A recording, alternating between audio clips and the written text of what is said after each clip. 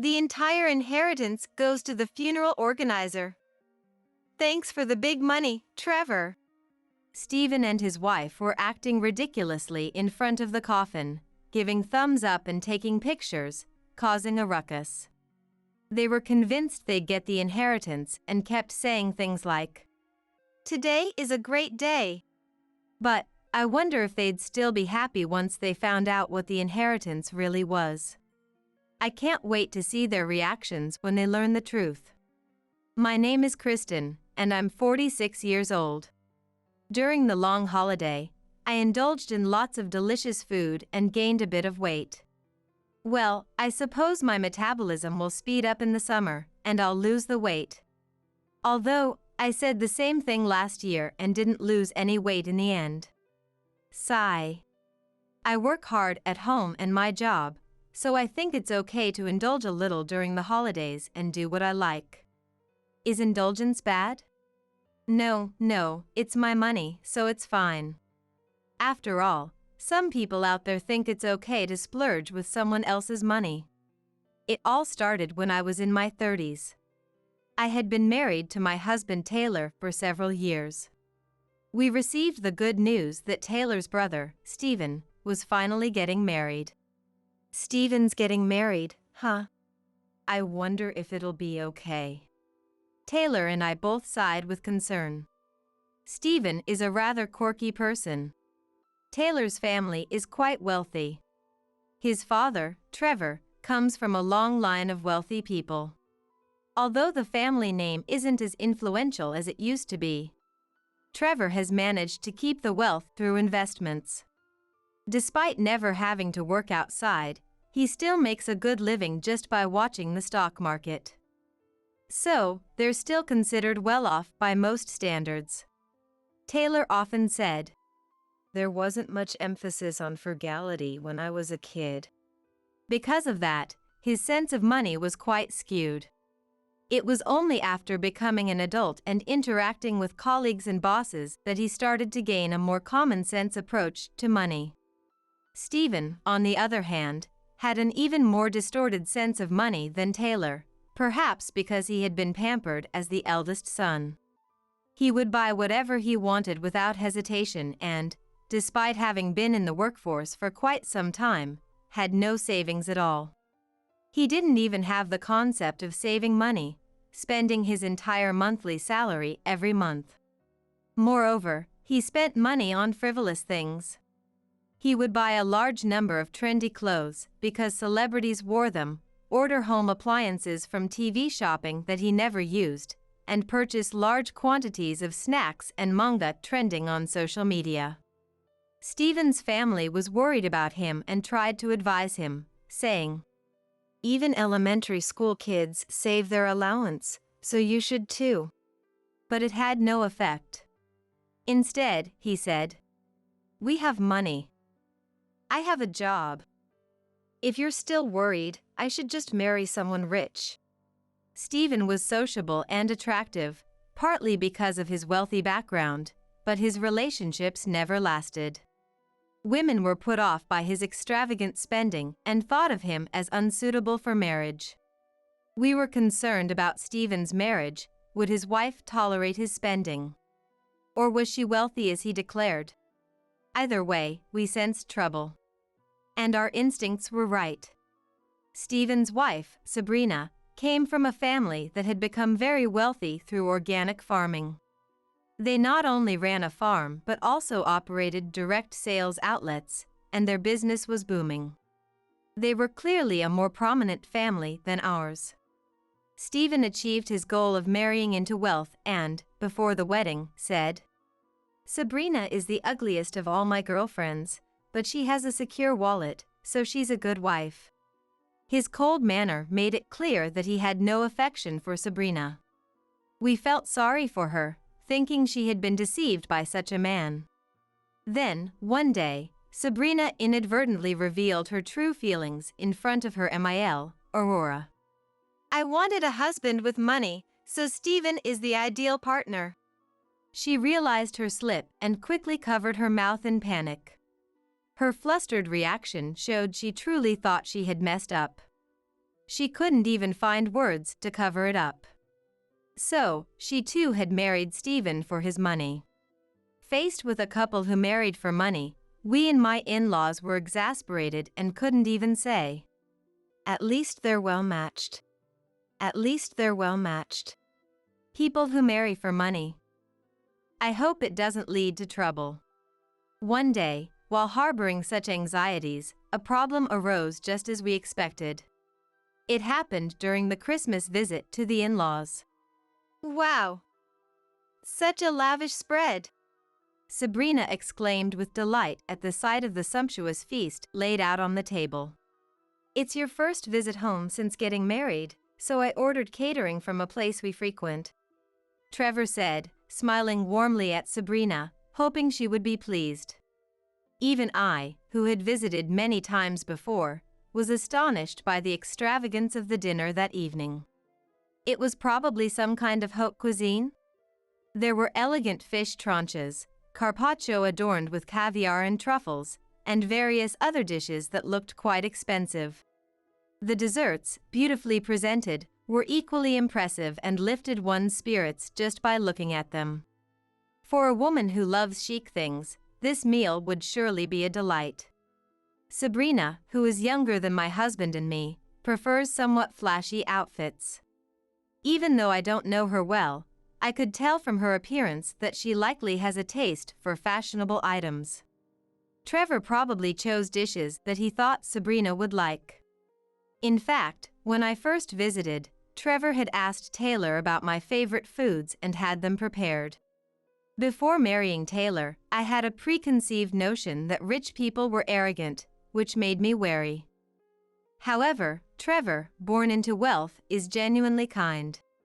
Needless to say, I quietly reflected on my unfounded prejudices. I expected Sabrina would appreciate Trevor's thoughtful gesture and feel happy, but I'm so happy. Good thing we brought a Ziploc container. With that, Sabrina and Stephen pulled out a container from their bags and began packing the food. Everyone was dumbfounded by their shameless and brazen behavior. However, the couple seemed oblivious to our reactions. "Let's take extra of this. I love salmon. That chicken looks tasty, let's take it all. How long will this last? Will it stay fresh until we get home?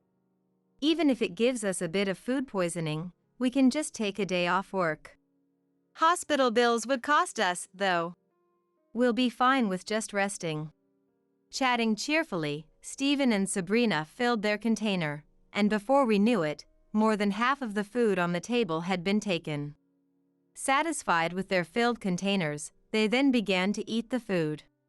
We, who had been speechless at their outrageous behavior, couldn't help but exclaim, "Wait, what are you doing? What makes you think you can just take the food?" Aurora scolded sternly. Trevor, too, was angry. "I prepared this for everyone to enjoy together. What do you think you're doing?" "What?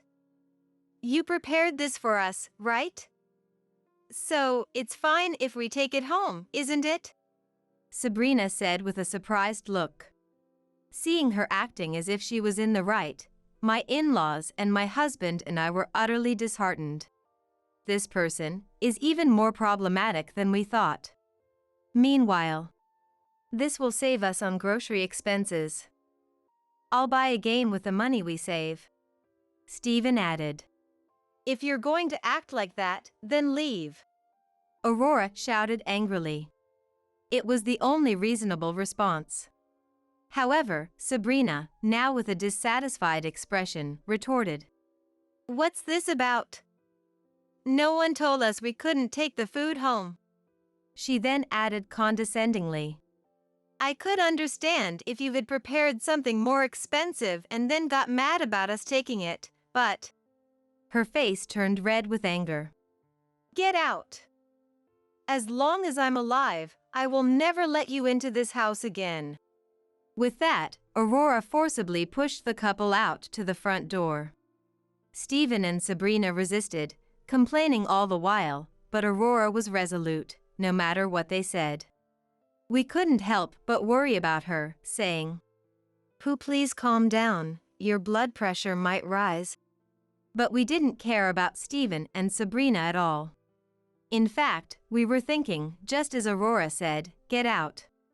We didn't want to spend Christmas with such people. Stephen and Sabrina, realizing no one was on their side, seemed dissatisfied, but they left the house casually, thinking, well, at least we got the food. The storm had finally passed. Even in this situation, the fact that they managed to hold on to their container was astonishing, making us sigh in disbelief. After that, my husband and I stayed at the in-laws' house, but it goes without saying that the Christmas atmosphere was awkward. We hadn't done anything wrong, though. It was a few months later when it happened. While I was doing housework at home, the intercom rang, and when I looked at the monitor, there stood Sabrina. "Sabrina, what brings you here?" "I was in the neighborhood, so I thought I'd drop by." "It's cold outside, can I come in?"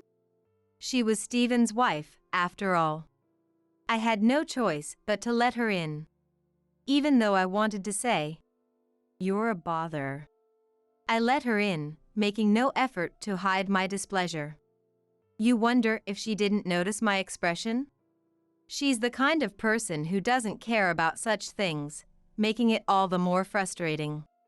As expected, Sabrina didn't even glance at my expression and entered the house as if she owned it. See, this is the kind of person she is, I thought, feeling utterly exasperated. "So, what brings you here?" I noticed that my tone had become a bit sharp, but I didn't bother to soften it. In response to my question, "Recently, I've been having money troubles. The economy is bad, and prices are higher than before, you know?" She began speaking abruptly. I wondered what she was getting at, but replied, "Yeah, I guess that's true." She continued the conversation with a "So anyway," but still didn't explain why she had come to our house, which made me feel uneasy. One thing I did notice was that all her conversations seemed to revolve around money. She talked about low wages, wondered how much actresses on TV were getting paid, and mentioned her interest in investments. A little small talk about money wouldn't usually bother me, but it was money, money, money, all the time, and it was getting on my nerves. Did she come here just to talk about money with me? That couldn't possibly be the reason, could it? Or maybe she just didn't have any other topics to talk about? I wasn't very fond of Sabrina, and spending nearly 2 hours alone with her was exhausting. Hoping she'd leave soon. "So, what do you need?" I asked again. "Oh, I came to borrow some toilet paper." She then smiled and answered, "Excuse me?" I couldn't believe my ears and looked at her in surprise. "The local drugstore ran out of toilet paper, and we're out of stock at home, so we're in a bit of a bind." "I think other stores should have some. The ones in this neighborhood are definitely stocked." "Oh, but I'd hate to go to the store and find out they're sold out again. Please just lend me some." I suspected that Sabrina's claim about the toilet paper being sold out was a blatant lie. This wasn't the COVID-19 pandemic anymore, and as long as she wasn't picky about brands, it should be available. Besides, I've never heard of borrowing toilet paper. Would she take a few sheets? Or a whole roll? Moreover, did Sabrina, with her lack of common sense, even intend to return what she borrowed? Frustrated by her ridiculous request, I asked, "You say you want to borrow it, but will you actually return it?"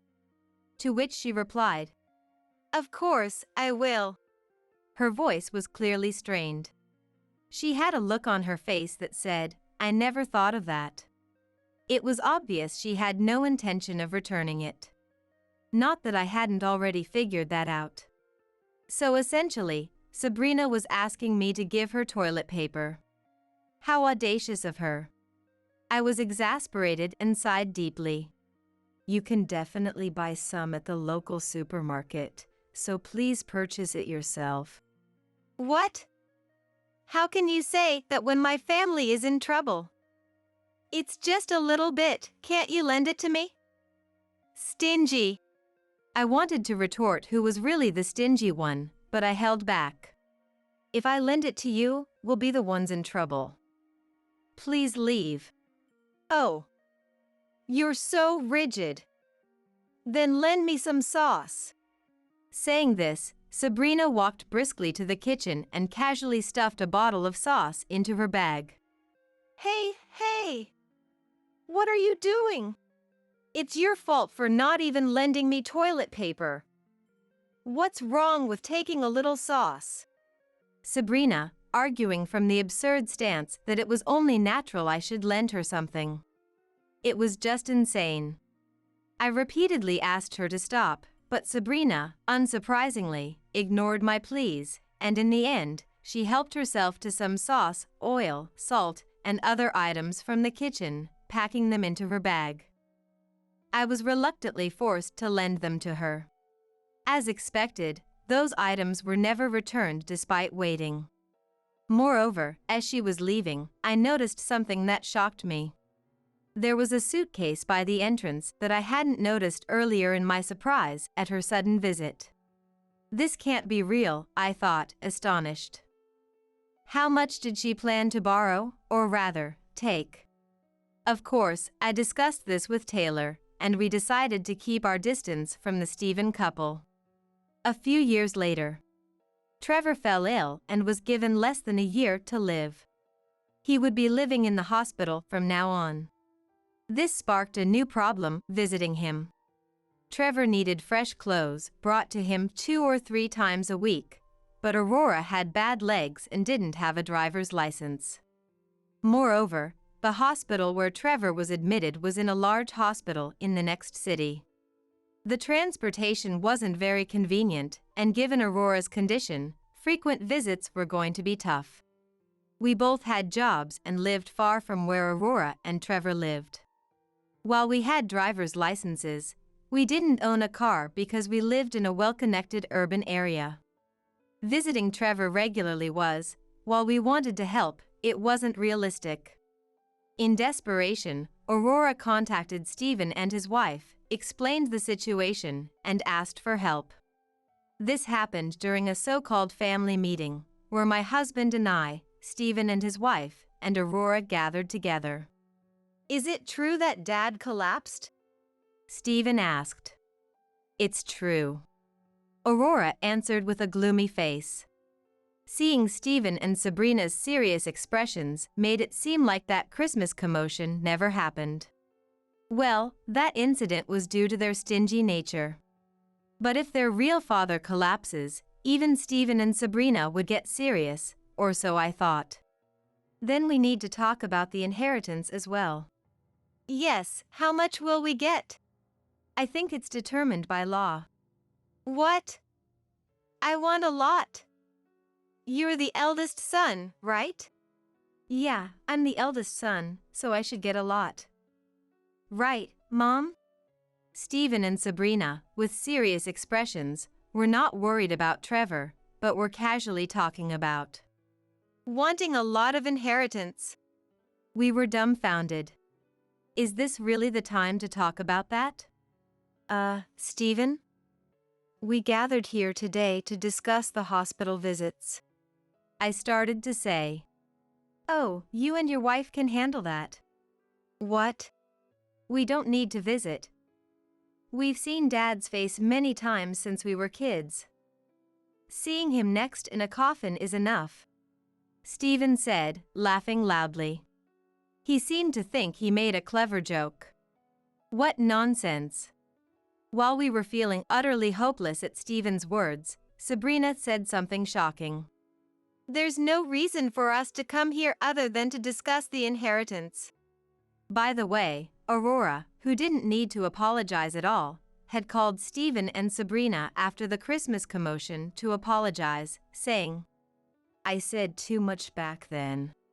She did that just to hope that everyone would look after Trevor together. In truth, Aurora wanted to visit Trevor herself, but she couldn't. Getting old is frustrating, as Aurora herself lamented. Of course, if it was just about delivering clothes, the hospital had rental options. But Aurora didn't choose that because she didn't want Trevor to be left alone without any family to talk to during his hospital stay. She wanted everyone to show their faces to Trevor, especially now, in his final days. Stephen and Sabrina's words completely trampled on that hope, or rather, they didn't even realize it. My wife and I felt a growing anger. He's your real father. How can you say such a thing? Taylor shouted. But Stephen just smiled frivolously. Well, everyone goes to heaven eventually. Money stays in your hands, though. Sabrina even said, I'm not even related by blood, so as long as we get money, it's all good. Aurora was so devastated by the heartless words of Stephen and his wife that she burst into tears, saying, Poor Trevor. Since Trevor's collapse, Aurora had been emotionally unstable, and this treatment was too cruel. Eventually, after a heated argument between Taylor and Stephen left, saying, Well, you handle the rest. And he and his wife left on their own accord. Taylor and I had somewhat expected that relying on Stephen and his wife would be futile. But we thought they would at least be somewhat supportive. Since a family member had collapsed, we never imagined they would be so uncooperative. In the end, I decided to live with my in-laws for the time being. This meant living separately from Taylor. Even though I had a job, it was only part-time without any significant position, unlike Taylor. I was easily replaceable. The only issue was the transportation problem, so after discussing it with Taylor, I moved in with my in-laws and took on the responsibility of visiting Trevor. By carrying heavy items like clothes, Aurora could use public transportation with me to visit him. It was challenging, but I believed it was for the good of my in-laws and continued this lifestyle. A few months later, Trevor passed away. His final expression was peaceful, so I want to believe he was happy. While comforting the tearful Aurora at the funeral. Hey Sabrina, take a picture. Thumbs up. Stephen and his wife were taking pictures in front of Trevor's coffin, giving a thumbs up. Wait, why are they at the funeral?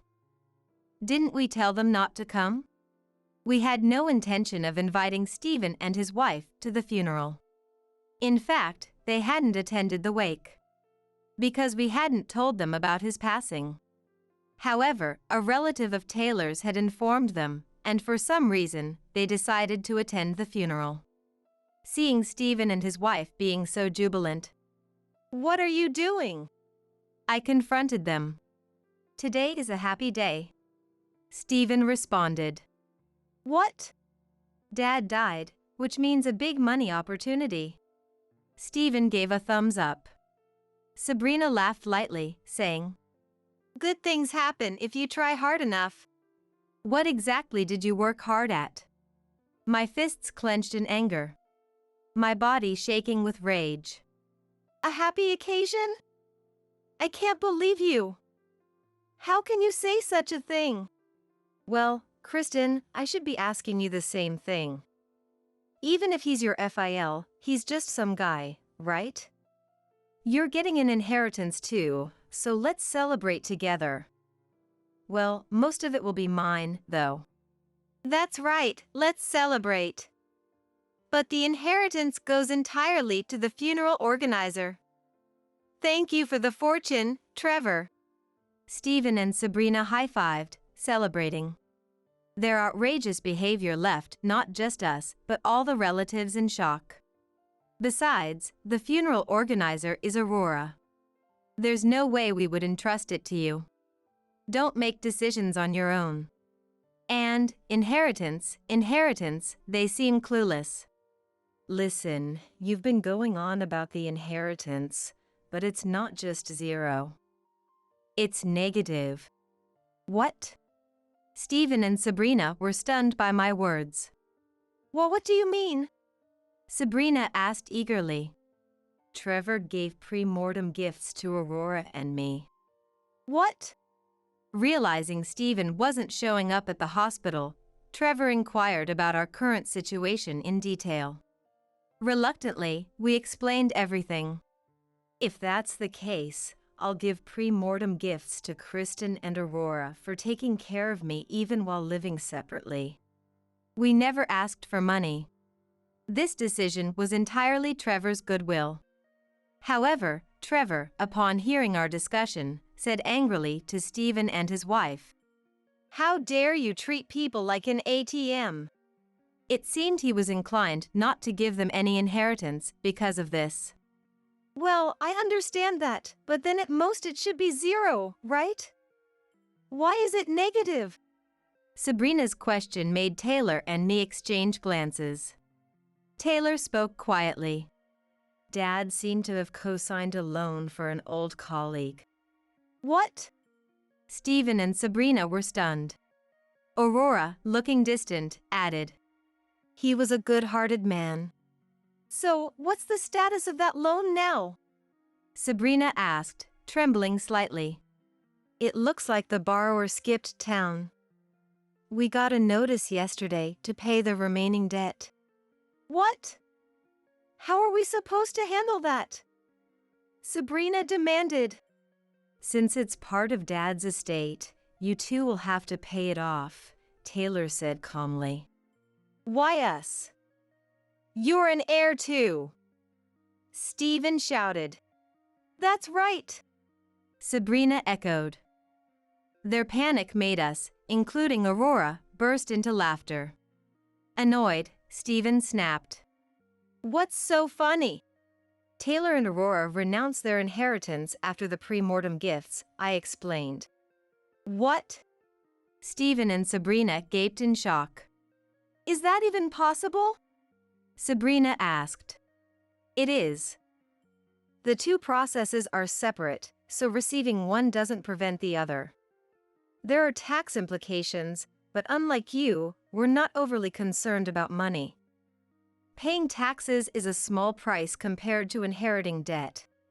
I smirked as I spoke, and Sabrina turned red with anger, yelling. Who's overly concerned about money? Are you saying you knew Trevor was a co-signer? If not, Stephen didn't receive any pre-mortem gifts, so he renounced an inheritance of 0. You must have known. It's unfair. You're quite shallow. We had no idea. Trevor just advised us to renounce the inheritance after the gifts. It happened a long time ago, and maybe Trevor forgot about it in his sickbed, or perhaps he had a bad feeling. Is that even possible? Maybe our good deeds brought us some divine assistance, I said with a smile. However, Stephen and Sabrina's expressions remained grim. Sabrina's face grew more and more stern. I thought being the eldest son meant there'd be an inheritance. I've been tricked. I never should have married you, she shouted. Hey, there's no need to go that far. I'm still your husband, Stephen retorted. Yeah, right.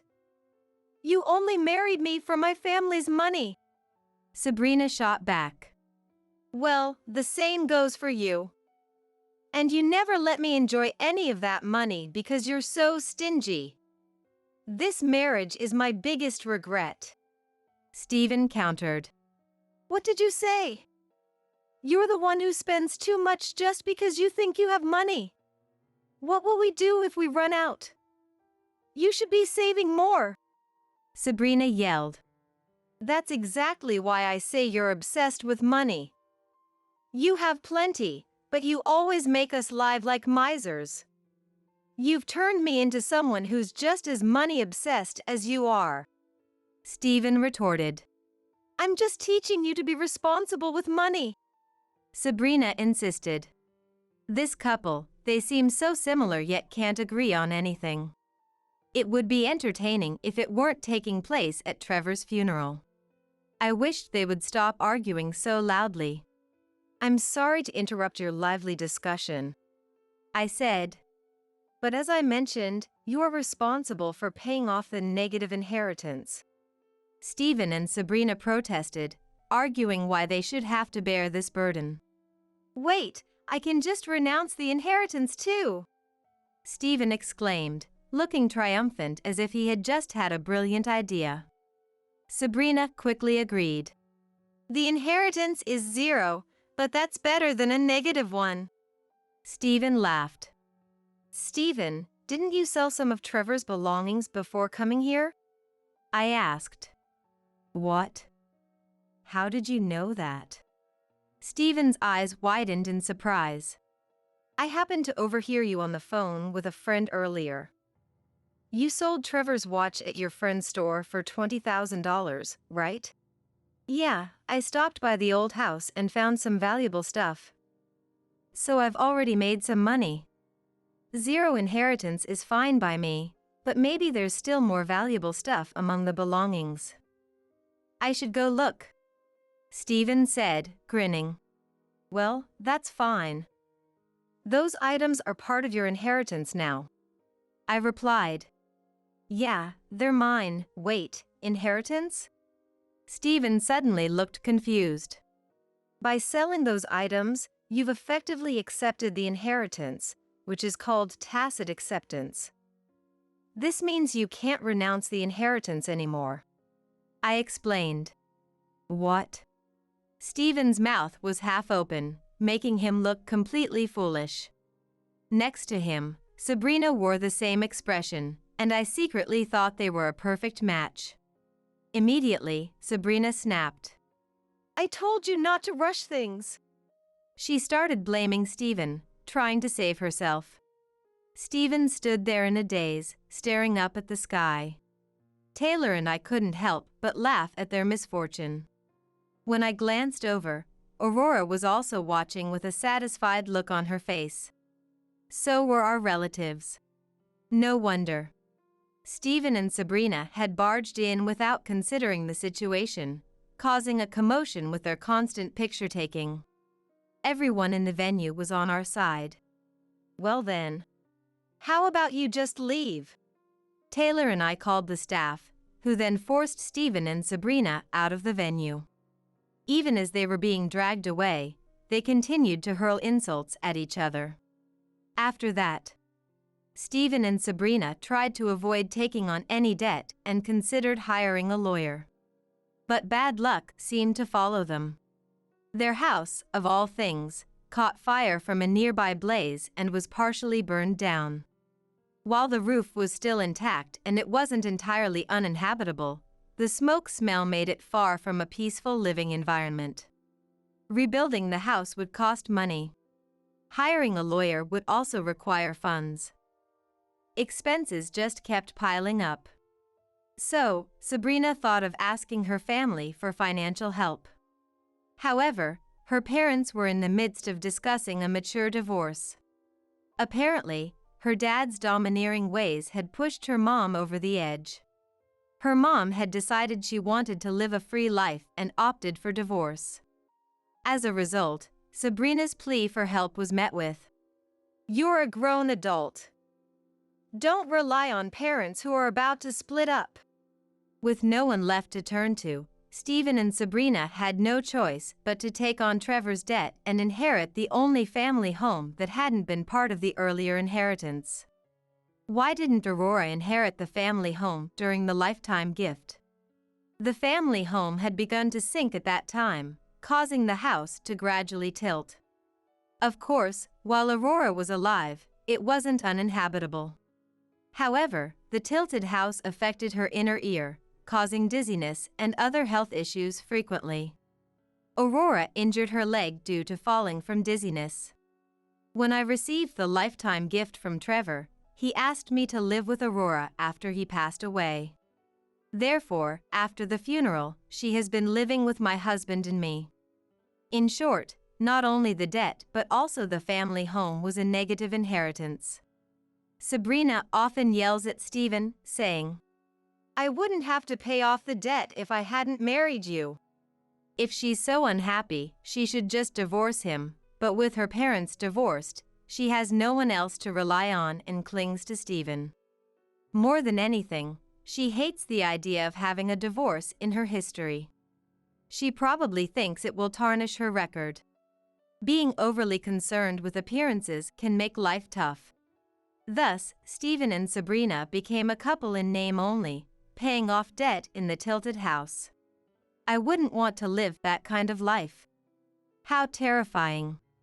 Meanwhile, Taylor and I, who had been childless for a long time, found out I was pregnant soon after Aurora started living with us. Could she be a stork? We spent the next 10 months thinking that, and finally, we had a healthy baby boy. He loves Grandma and is a kind-hearted person. Moreover, he's so smart that he easily understood the stock trading Taylor jokingly taught him.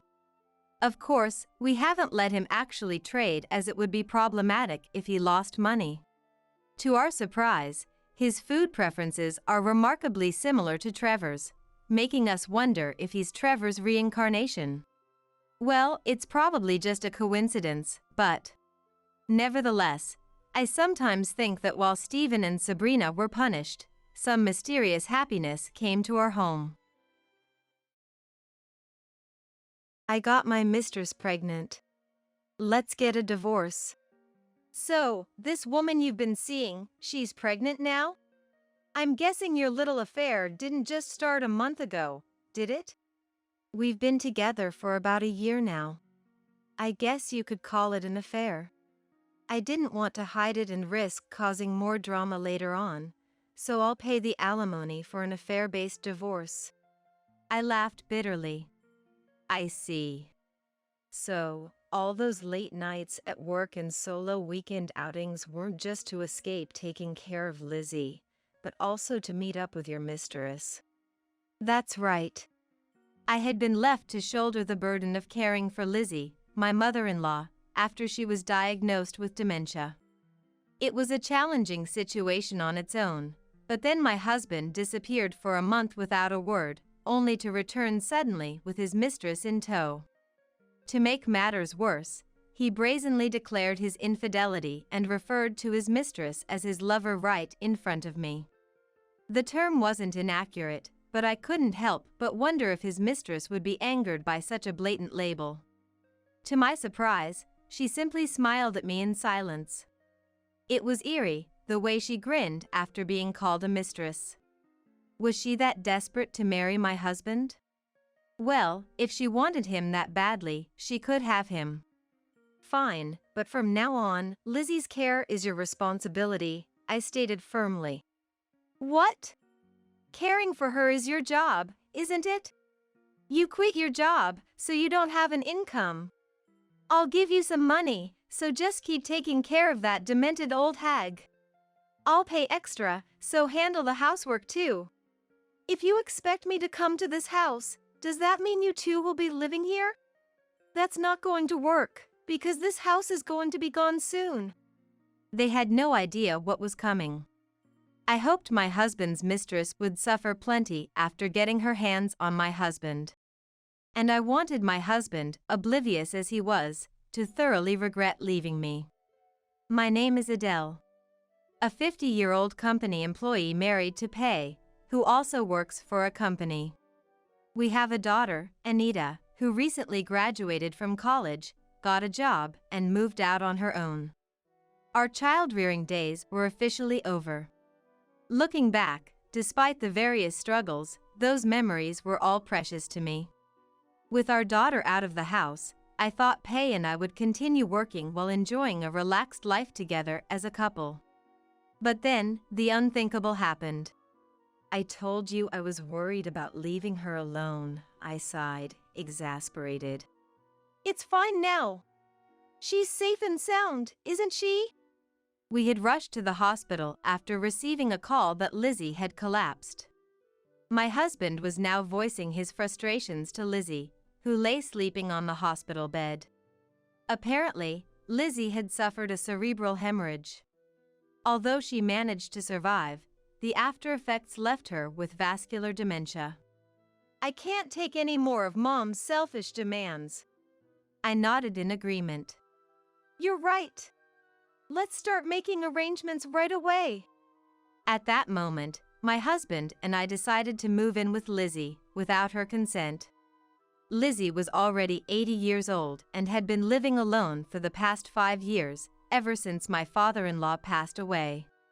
When my husband's father died, we had suggested that Lizzie move in with us, but I'm not going to live with you, she had declared stubbornly. I'm finally on my own, so let me live my life freely. I'm finally on my own, so let me live my life freely. But we're worried about what might happen to you, Lizzie, I had pleaded. What do you mean? What might happen? Don't treat me like some helpless old lady. Sure, I've got one foot in the grave, but I can still take care of my own house, she had retorted. Don't say things like that. I absolutely refuse to live with you, and that's final, Lizzie had insisted. We had persisted in suggesting the idea of living together, but no matter what we said, Lizzie remained adamant about not wanting to cohabitate. As a result, my husband and I had relented and decided to visit Lizzie's home as often as possible and keep in touch with her regularly. However, even that seemed to displease Lizzie. Having you come over to my house all the time like this is really unsettling, she had complained. Please don't say that. We'll leave right away, I had reassured her. If you're just going to leave right away, then there's no need for you to come in the first place. Are you after my valuables or something? Or are you here for the inheritance? There's no money in this house, you know, she had accused. That's not why we're here at all.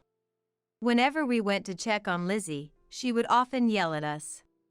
The Lizzie of the past had been so kind, helping out a great deal when our daughter was young, calling to check if we were having any troubles with child rearing or our marriage. But after her husband passed away, she had changed a little. Now that Lizzie had collapsed, we could no longer indulge her selfish whims. In Lizzie's hospital room, as she slept, my husband and I exchanged glances, confirming in each other's expressions that our resolve was firm. We decided to force the issue of living together, no matter how much venom Lizzie might spew at us later. I'm sorry. This is going to be a bigger burden on you. It's fine, really. I'm only 50, so if I put my mind to it, I'm sure I can find another job, I reassured him. As we made preparations to move into my in-laws' home, my husband kept apologizing to me repeatedly. From now on, I would be quitting my job to devote myself to supporting Lizzie, who had developed dementia. This was my way of repaying Lizzie for taking care of me in the past. It was also an apology for not having forced the issue of living together sooner, before things had come to this.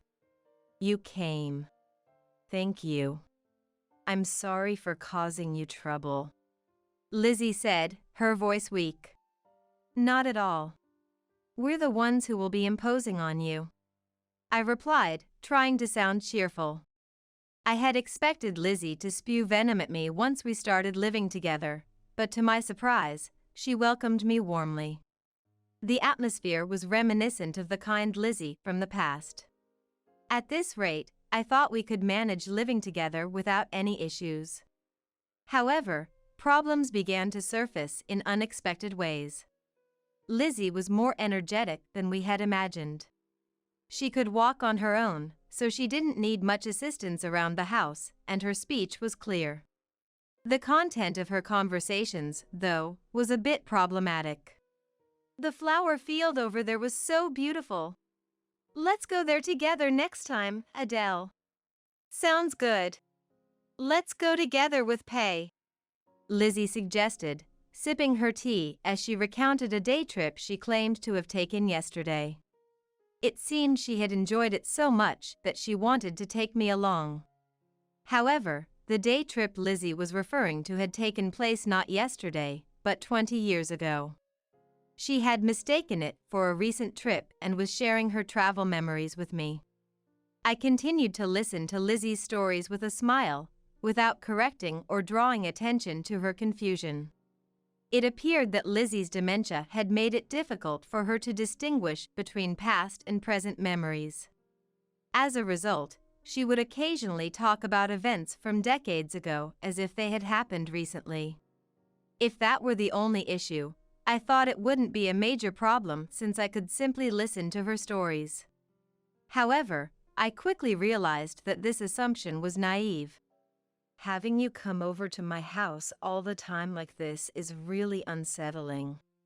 Can't you leave soon? Lizzie grumbled. Lizzie, we're already living together. I reminded her gently. I'm not going to live with you. Don't say such nonsense, she retorted, stomping off to her room. In situations like this, pressing the issue would only escalate Lizzie's anger, so I had no choice but to wait until she calmed down. Worried that Lizzie might do something dangerous, I would occasionally check on her room while going about my household chores. Lizzie acted on her thoughts. Whether they stemmed from past memories or ideas that popped into her head at the moment, so caution was necessary. Where are the forks? Lizzie asked, rummaging through the drawers. Forks?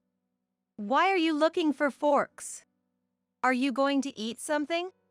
Of course I'm looking for them because I'm going to eat, Lizzie snapped. But didn't we just have dinner? It's for the cake roll after the meal, right? I'll bring it out now. I interjected, hoping to defuse the situation. Wow, you understood that so well. I have no idea what Mom is trying to say anymore. She mentioned she was looking forward to it this afternoon, so it was easy to figure out this time. But there are times when even I don't understand. I admitted. Still, that's impressive. The other day, I couldn't understand what Mom wanted, and she threw a fit. It was quite troubling. I brought out 3 slices of cake roll, and we enjoyed the after-dinner dessert as a family. However, my husband quickly finished his portion and retreated to his room. After dessert, I listened to Lizzie's cheerful chatter as usual. Previously, my husband would join me in listening to Lizzie's stories, but now he was trying to keep his distance from her. At first, my husband had been proactive about caring for Lizzie, but it seemed more challenging than he had anticipated, and he gradually left everything related to Lizzie up to me.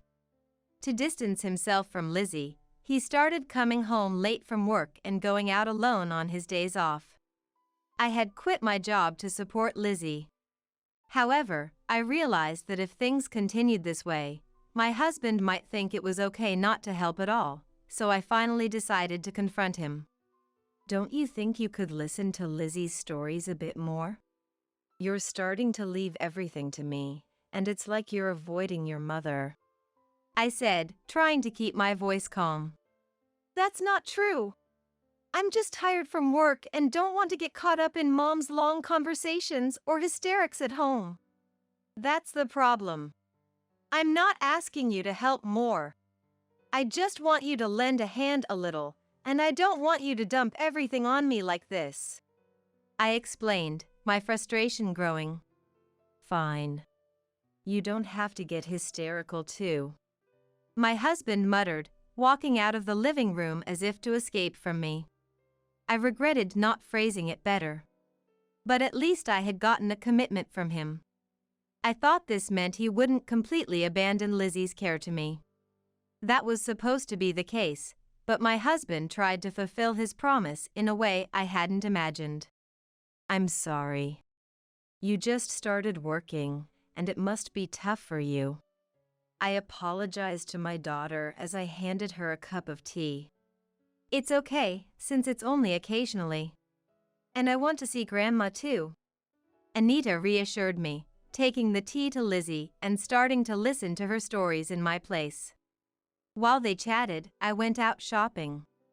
Anita started coming home and helping out in various ways, which was a great relief for me. However, this wasn't something I had asked for.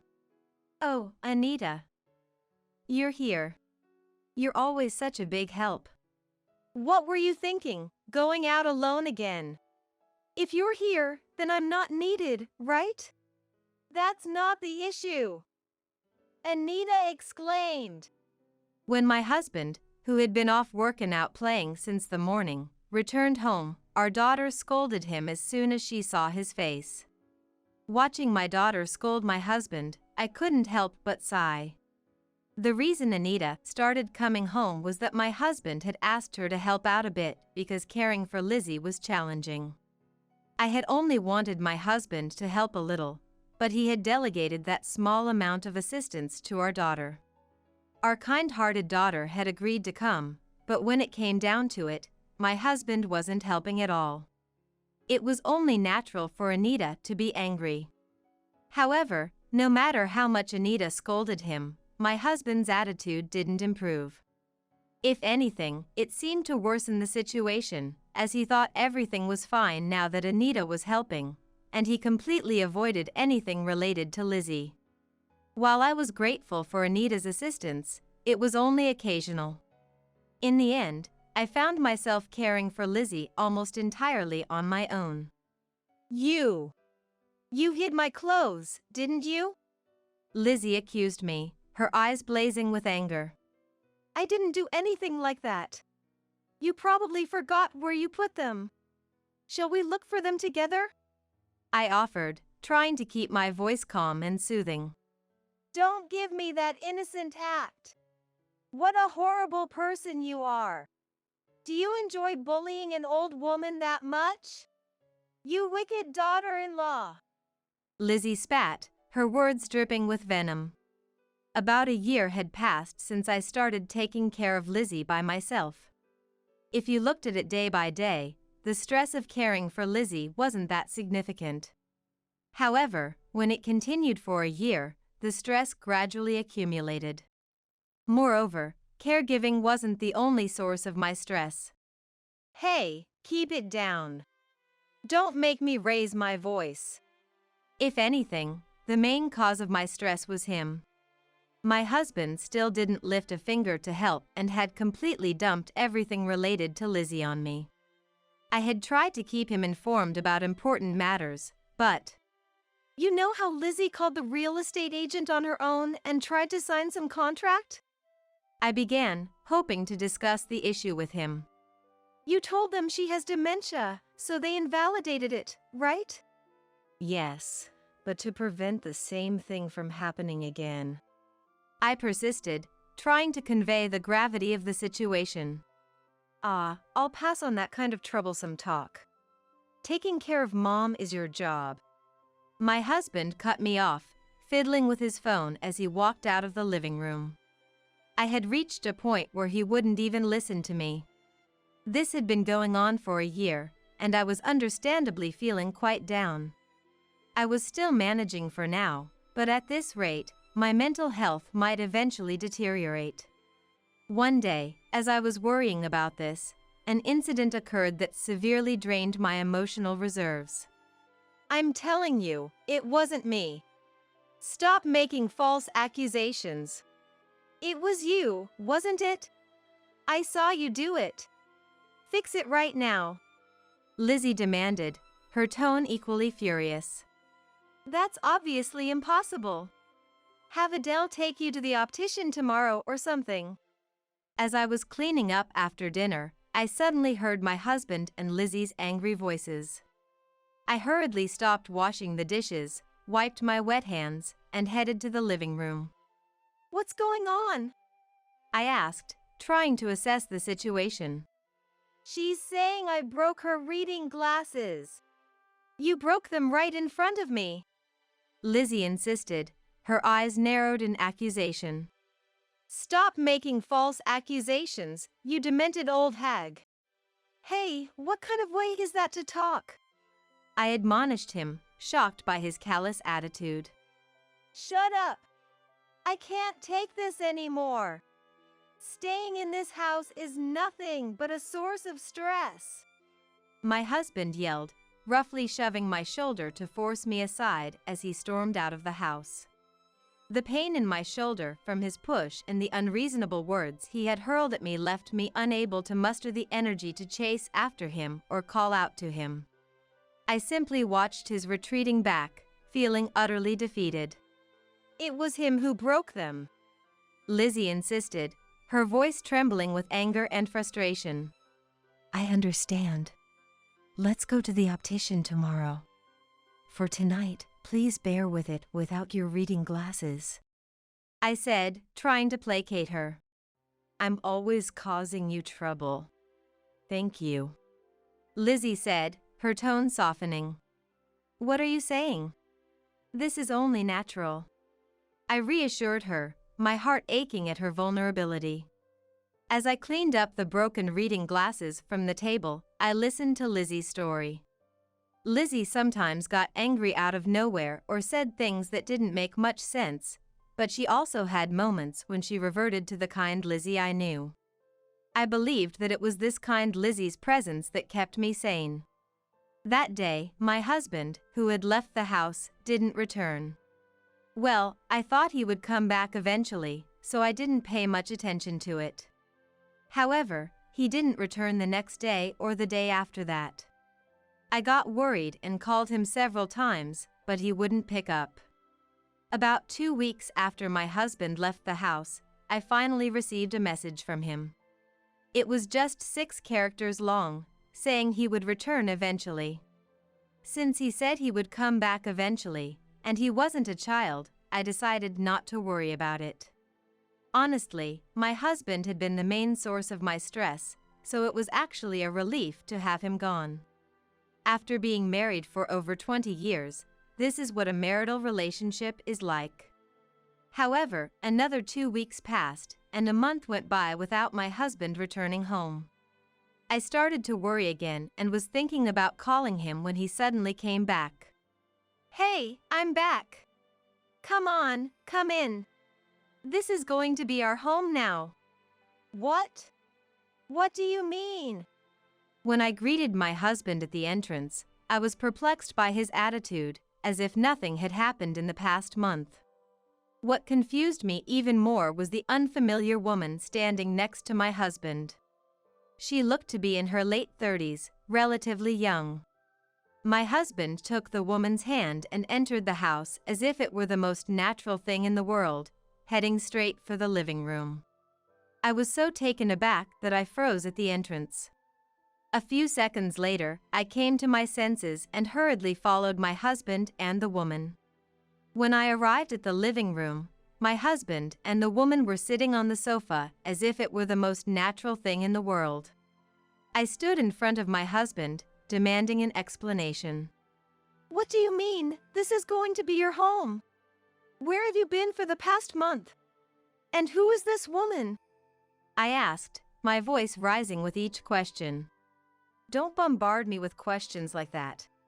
But I guess one answer will suffice for all of them, he said, his tone dismissive. I had intended to intimidate my husband, but he didn't seem to be listening at all.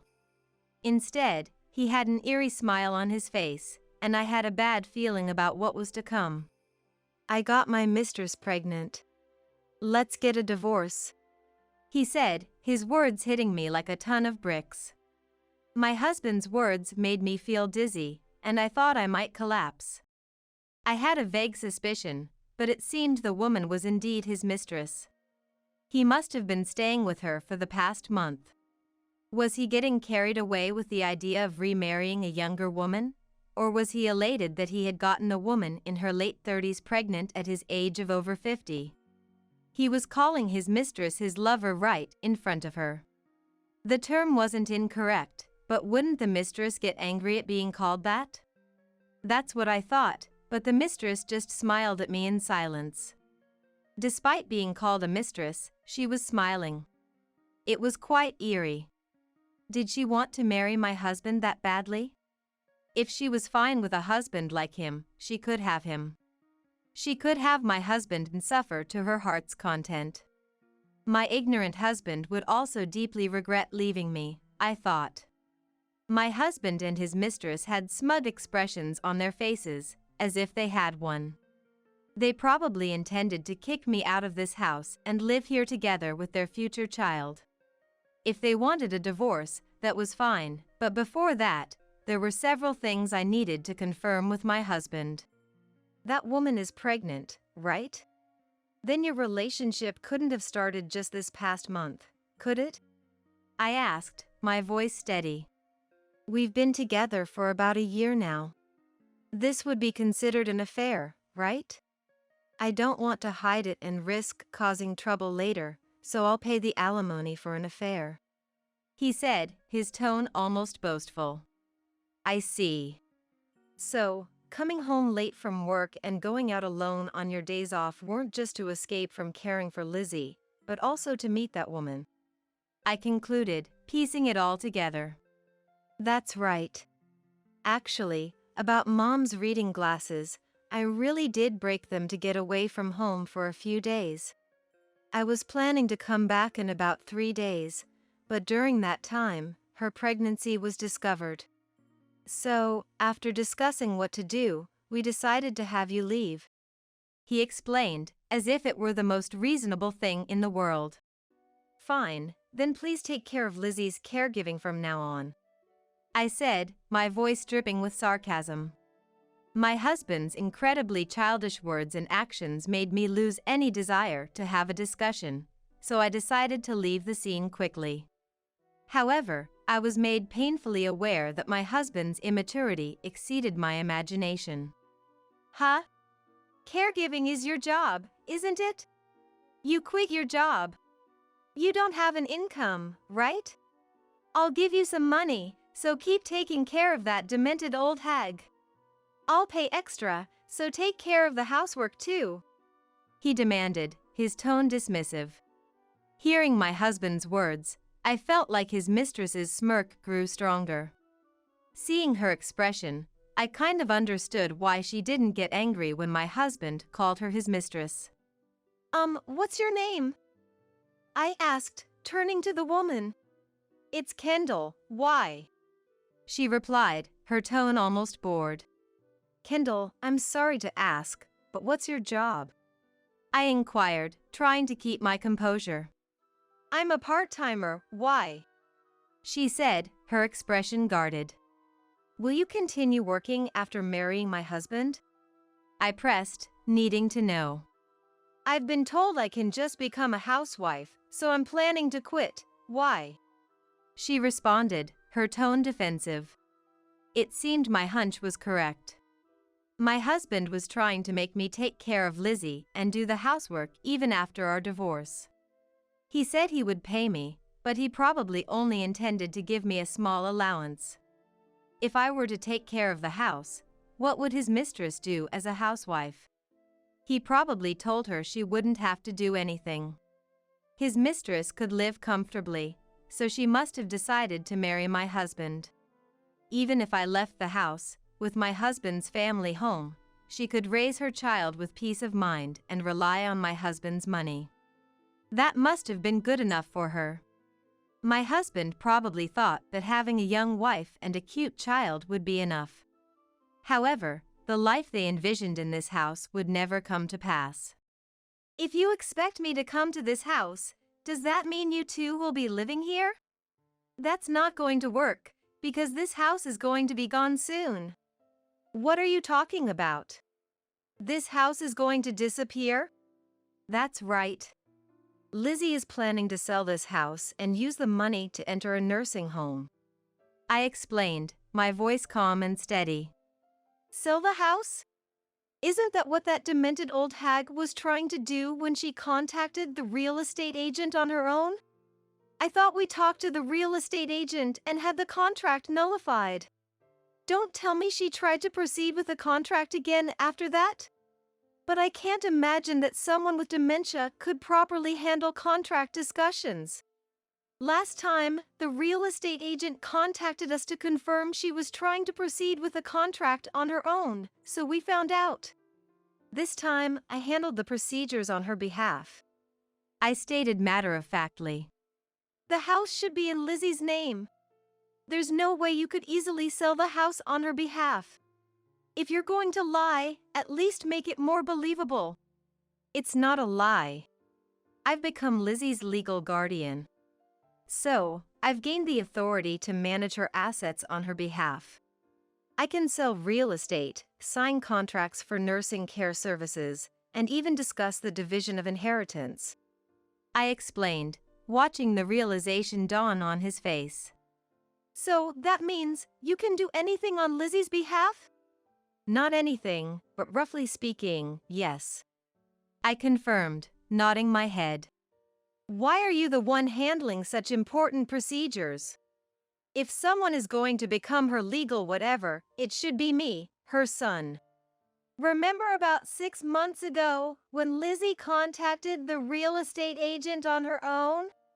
I tried to consult with you to prevent the same thing from happening again. But you said you'd pass on such troublesome discussions and that Lizzie was my responsibility, dumping it all on me. So, I proceeded with the procedures. I reminded him, my voice tinged with frustration. Realizing that I was in a position to sell the house on Lizzie's behalf, my husband seemed quite flustered. It was only natural, given that he had just found out the house he planned to live in with his mistress would soon disappear. In an attempt to protect the house he intended to live in, my husband appeared to be considering his words for a counterattack against me. Sweat beaded on his forehead. No matter how much he racked his brain, there was no way he could retaliate against me, but after a while, my husband's expression suddenly changed. Let's hear what he came up with. You sold this house to create money for Lizzie to enter a nursing home, right? Is that Lizzie's intention? Lizzie has dementia. I can't believe she's capable of expressing such intentions. Isn't this just you using the rights of being her legal whatever because you don't want to take care of Lizzie? You're planning to put Lizzie in a nursing home for your own sake. What a terrible person you are. Pei accused, his eyes narrowing with suspicion. I thought my husband had noticed something important. However, the conclusion he reached was worth 0 points. Lizzie sometimes talks about past memories as if they were current memories, right? You wouldn't know because you've been avoiding Lizzie, but there have been times when she's reverted back to the Lizzie from before we started living together. During those times, Lizzie told me various things. Remember how she opposed living together and had a cold attitude towards us after your father passed away? It seems she didn't want to interfere with our married life. So, she had originally planned to sell the house and enter a nursing home, but she tried to endure until the very end because the house was filled with memories of your father. Then, she collapsed from a cerebral hemorrhage. So, when she contacted the real estate agent on her own before, her memories from that time probably resurfaced, and she thought she had to contact the real estate agent. So, I'm respecting Lizzie's past intentions and selling the house on her behalf, making preparations for her to enter a nursing home.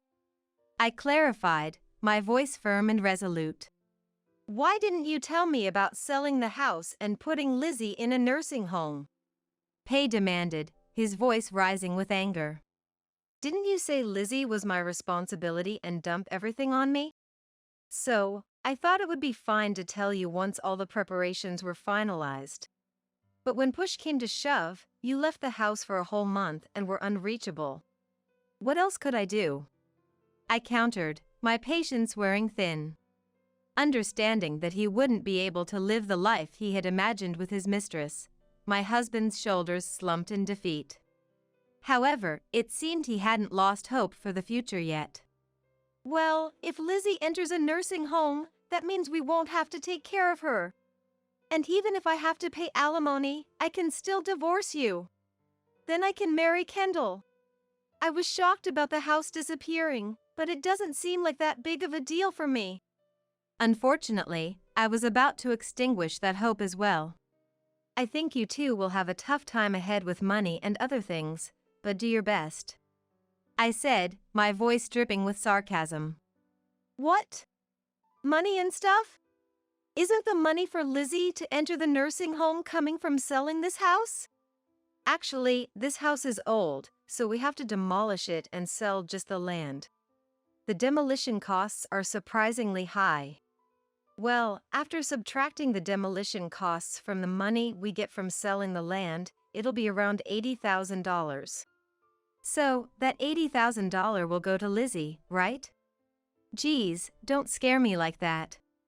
That's a lot of money coming in, isn't it? Well, about the nursing home Lizzie is planning to enter, we ended up choosing a pretty nice place. Just the initial move-in fee is around $30,000. I revealed, bracing myself for his reaction. Even so, there's still $50,000 left, right? The monthly fee for the nursing home is $3,000. Said, watching his face fall. $3,000?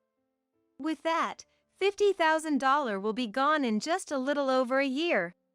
We'll need money for things other than paying the nursing home, so it might be gone in less than a year.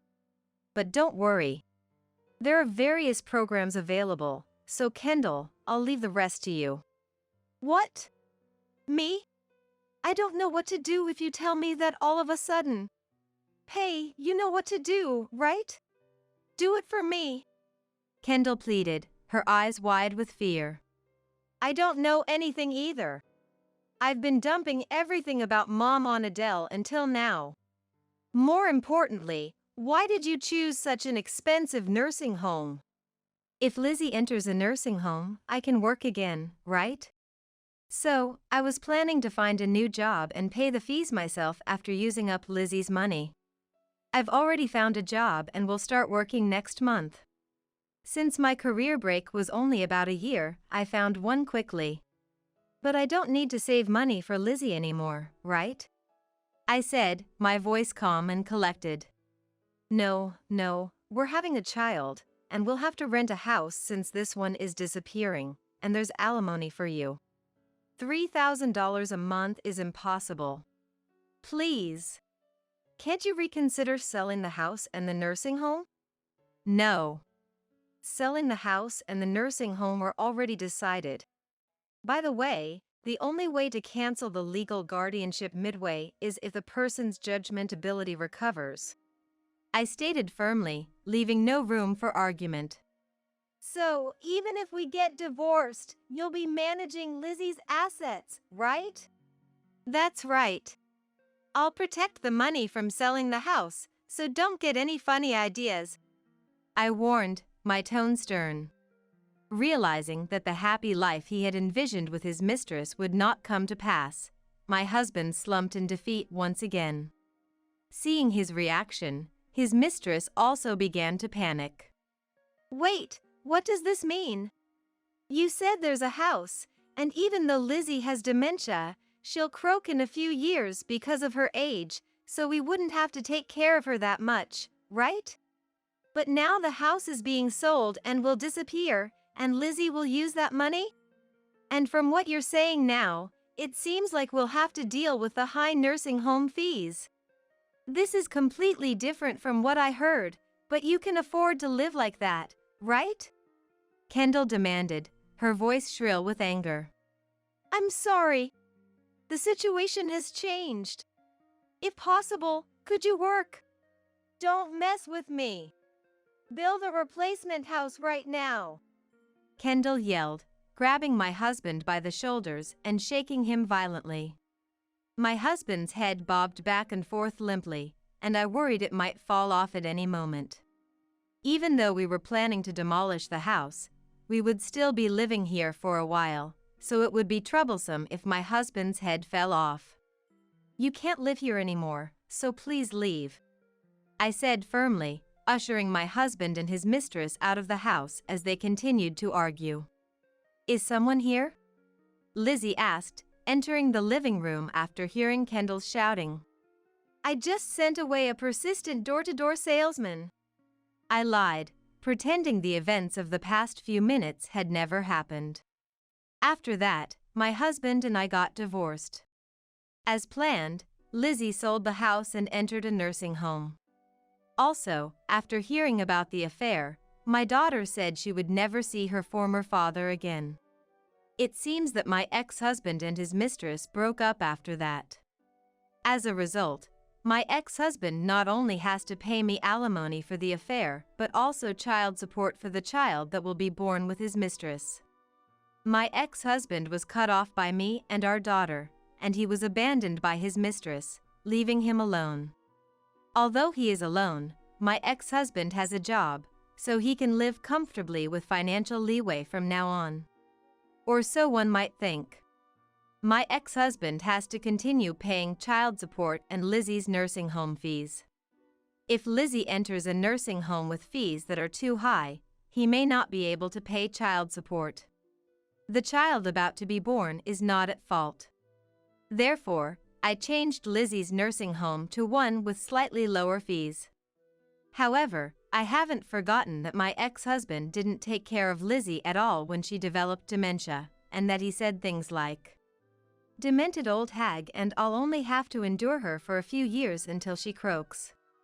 As a form of forced apology to Lizzie, I put my ex-husband in a nursing home with fees that would make his life barely manageable. As Lizzie's legal guardian, who can also sign contracts for nursing care services on her behalf, I won't allow him to change the nursing home on his own. If he wants to live with Lizzie, I would agree to cancel the nursing home contract. However, that's only if he can take care of Lizzie while working. That would be difficult, so I want him to continue working hard for Lizzie and his soon-to-be-born child while living alone. Even after the divorce, I sometimes visit Lizzie at the nursing home with my daughter. Adele, Anita, you came to see me. Thank you, I'm so happy. Lizzie calls out to us in a loud voice when she spots us, hurrying towards us. Perhaps because the nursing home provides a comfortable environment, Lizzie seems to have become a little more energetic. At this rate, she will likely remain healthy for quite some time. According to the nursing home staff, Lizzie remembers me and our daughter, but when her son, my ex-husband, visits, she mistakes him for someone she's meeting for the first time. Having been forgotten even by his mother, my ex-husband has truly become alone. I also started living alone after the divorce, but my situation is different from my ex-husband's. I can still visit Lizzie and talk with her like before, and I can meet my daughter. I also have a job, so I'm not struggling financially. Although I'm living alone, my life is fulfilling. Risa, while you were away, I moved my parents' stuff into our house. What? What do you mean by that? While I was on a trip, my husband Polly had moved his parents' moving boxes into our house without asking. And on top of that, I received unbelievable treatment from Polly. "You should not come back anymore. Polly doesn't want me to come back home anymore. Even though this house is where our family has always lived, Polly wants to kick me out and live with his parents." However, I had anticipated being kicked out by Polly and easily retorted, "Okay, I'll move out on my own." I sought advice from my dad, Mike, and took a certain action. First, I sent an email to someone and made a plan. I returned to America with Mike. And then, I came back to our house. I started to execute the plan as intended. Polly, who had been naively thinking he could live with his parents, was surprised by the unexpected turn of events. Actually, the plan I had made with Mike was, my name is Risa. I am a 45-year-old dietitian working in a hospital. Originally, I was supposed to follow in Mike's footsteps, but inheriting my mom's love for cooking, I became a dietitian. However, my beloved mom passed away before I graduated from college. After that, Mike started working in France, so we sold the house I was born and raised in, and I started living alone in an apartment. Being plain-looking since childhood, I've always been inconspicuous wherever I go. Moreover, attending girls' schools from middle school to university, I had no encounters with men, and I had never had a boyfriend. However, I was fortunate to meet good people wherever I went, and after graduating from college, I got married. At that friend's wedding, I met my current husband, Polly, who was 3 years older than me and a friend of the groom. He seemed like the type who would be popular with the ladies. Luckily, or perhaps coincidentally, he had just broken up with his girlfriend. His ex-girlfriend was a nurse, and it seems they broke up due to misaligned schedules and night shifts. When I mentioned that I was a dietitian with early mornings and few holidays, he was very pleased. However, at that time, I was busy studying for the national exam for registered dietitians, so I was busy on weekends. Even so, he was kind enough to send me messages, saying, "I miss not being able to see you, but good luck with your studies." Feeling a sense of destiny with him, I thought I'd like to marry him if I passed. And on the day of the exam results, he invited me out to celebrate my passing that night. Congratulations on passing. This is how I feel, would you accept it? What he handed me was an engagement ring. He proposed to me right then and there. Overjoyed as if my passing was his own, I tearfully said yes right away. And so, our married life began. At first, we thought about living in an apartment, but with Mike's help, we bought our own home. I was looking forward to a happy life from now on, but after getting married, I started to feel a sense of discomfort around Polly. Thinking it was because I had no experience with men, I assumed it would be okay once I got used to it. However, one day, when Polly was looking at my pay stub, he made a comment that made me do a double take. "What's this?" I thought dietitians, being professionals, would earn more. I'm disappointed. What? Well, I just started working, and we're both working, so an income of around $200,000 should be fine, right? I retorted, feeling somewhat offended. It's not like I got married to be supported by my husband, but being told my salary was low didn't feel good. Yet, Polly went on to insult my earnings further. I've been totally deceived. If I knew the income was this low, I would have asked before getting married. A nurse would have earned more. Polly must have been talking about his ex-girlfriend. It's one thing to complain about my earnings, but comparing me to his ex-girlfriend is unforgivable. Indeed, nurses receive night shift allowances and holiday pay. In comparison, my salary is lower because I have fewer early mornings and holiday shifts. However, I have my own side of the story to tell. I happened to see Polly's pay stub the other day, and it turns out he earns even less than I do. Yet, I thought we wouldn't struggle with our combined incomes, so I didn't say anything. I tried to gently break it to Polly, not wanting to hurt his pride. "Well, it seems like you have it tough too, so I guess you were hoping for a bit more from my salary. Sorry for not meeting your expectations." That's right.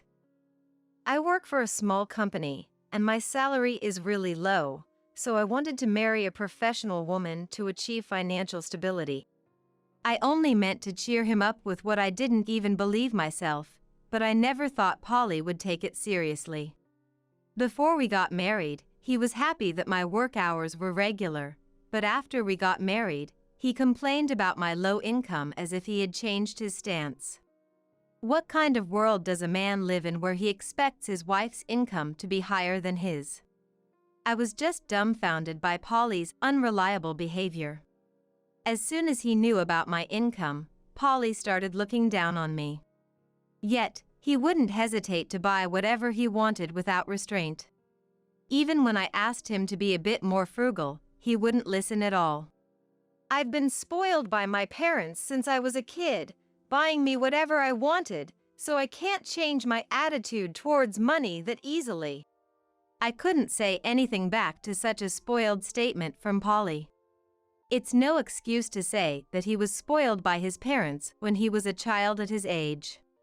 The following year after we got married, we were blessed with a boy. I hoped that becoming a parent would change Polly, but his habit of spending recklessly didn't improve, even during childcare. It was always the same with him spending his entire salary. If it wasn't enough, he'd sneak money from my wallet without me noticing. While I was struggling to manage work and budgeting while raising our son, Cedric, Polly hardly contributed to childcare. As time passed, struggling through these tough days, Cedric is now preparing for his college entrance exams this year. Thanks to my careful budgeting, it looks like we can afford to send him to college. Cedric, understanding our financial situation, has been studying hard to enter a national university. Yet, Polly came up with a ridiculous idea. Because I bought a new car last year, the loan repayments are tough. Plus, there's Cedric's exams, right? So, I've decided to sell my parents' house and have them move in with us. Wait, what are you saying? Suddenly living together like that, it's going to be a problem. Why? Risa, you get along with my parents, right? If we live together, we'll get their pension and become wealthier. Indeed, I don't hate the idea of living with my in-laws. It's just that I didn't like Polly's way of making decisions on his own. In terms of finances, we've been managing well so far, so there shouldn't be a problem as long as we don't indulge in luxuries. Why do you always decide everything selfishly? Even the new car, you bought it without consulting me. That's my car, so I don't need to consult you every time. Seeing Polly's selfish behavior, this time, Cedric got furious. Dad, enough is enough. When I go to college, I might come home late from part-time jobs or clubs. If grandparents Arnold and Rothy are living with us, it's going to be awkward, right? Why don't you discuss these things properly with Mom? Cedric, coming out of his room all of a sudden and raising his voice, left Polly wide-eyed in surprise. But the next moment, Polly turned to me, lashing out as if he was taking it out on me. Cedric talking back to me, his dad, like that is because of your poor parenting. Reflect on it. Saying that, Polly locked himself in his room and didn't come out for a while. I was happy that Cedric stood up for me. However, I was worried that the current home environment would affect his exam preparations. Despite my worries, Cedric successfully passed his first-choice national university. But tired of living with Polly, Cedric decided to move out and start living on his own. He said he wants to try his best on his own without relying on his parents, even if it means working part-time. Even so, Polly continues to ignore both me and Cedric. Ever since it's been just Polly and me at home, we don't even talk though we're in the same house. It feels suffocating. During these days, feeling mentally drained, I called my dad Mike in France to seek advice. Mike, worried about me, suggested I come to France for a while. I thought I couldn't take a long break because of my job, but it seems my colleagues were worried about my pale complexion recently. After explaining the situation, I was allowed to take some time off. However, I wanted to keep my consultation with Mike a secret from Polly. So, I told him I was invited on a trip by a friend. I hoped that if I was away for a while, Polly might cool down a bit. But heading to Mike's, an entirely unexpected situation unfolded. Starting with a call from Polly while I was in France. Risa, I've moved my parents' stuff into our house while you were away. What? What do you mean? What do you mean, what? I've been saying, haven't I? That I'd live with my parents. More than that, Dad and Mom are angry with you. They said a wife who spoils their son like you is the worst. No way. I couldn't believe what Polly was saying. My in-laws shouldn't be the type to speak ill of me like that. So, I've decided we'll live with my parents and me from now on. If you were here, it'd inconvenience my parents. After all, you're the strict wife who makes their son speak ill of them. Polly must have badmouthed me to my in-laws. Maybe the part about them being angry with me was also a fabrication. Angry, I thought about shouting something back. But, to stay calm, I just said, "I'll call you back later," and hung up. Luckily, Mike was home, so I immediately shared the phone call's content with him. Mike, looking disgruntled, shook his head. Polly, really? Relying on his parents at his age. That's what I'm saying. I don't understand why I have to be the one kicked out. After a long discussion, Mike came up with a suggestion that excited me. I thought this would teach Polly a lesson. First, I contacted someone by email, then called Polly's mobile phone. "Polly, talking over the phone won't cut it, so let's discuss this when I get back from my trip." I said this calmly, but Polly, with a laugh in his voice, replied, "You shouldn't come back." Just as Mike advised, Polly didn't want me to return home.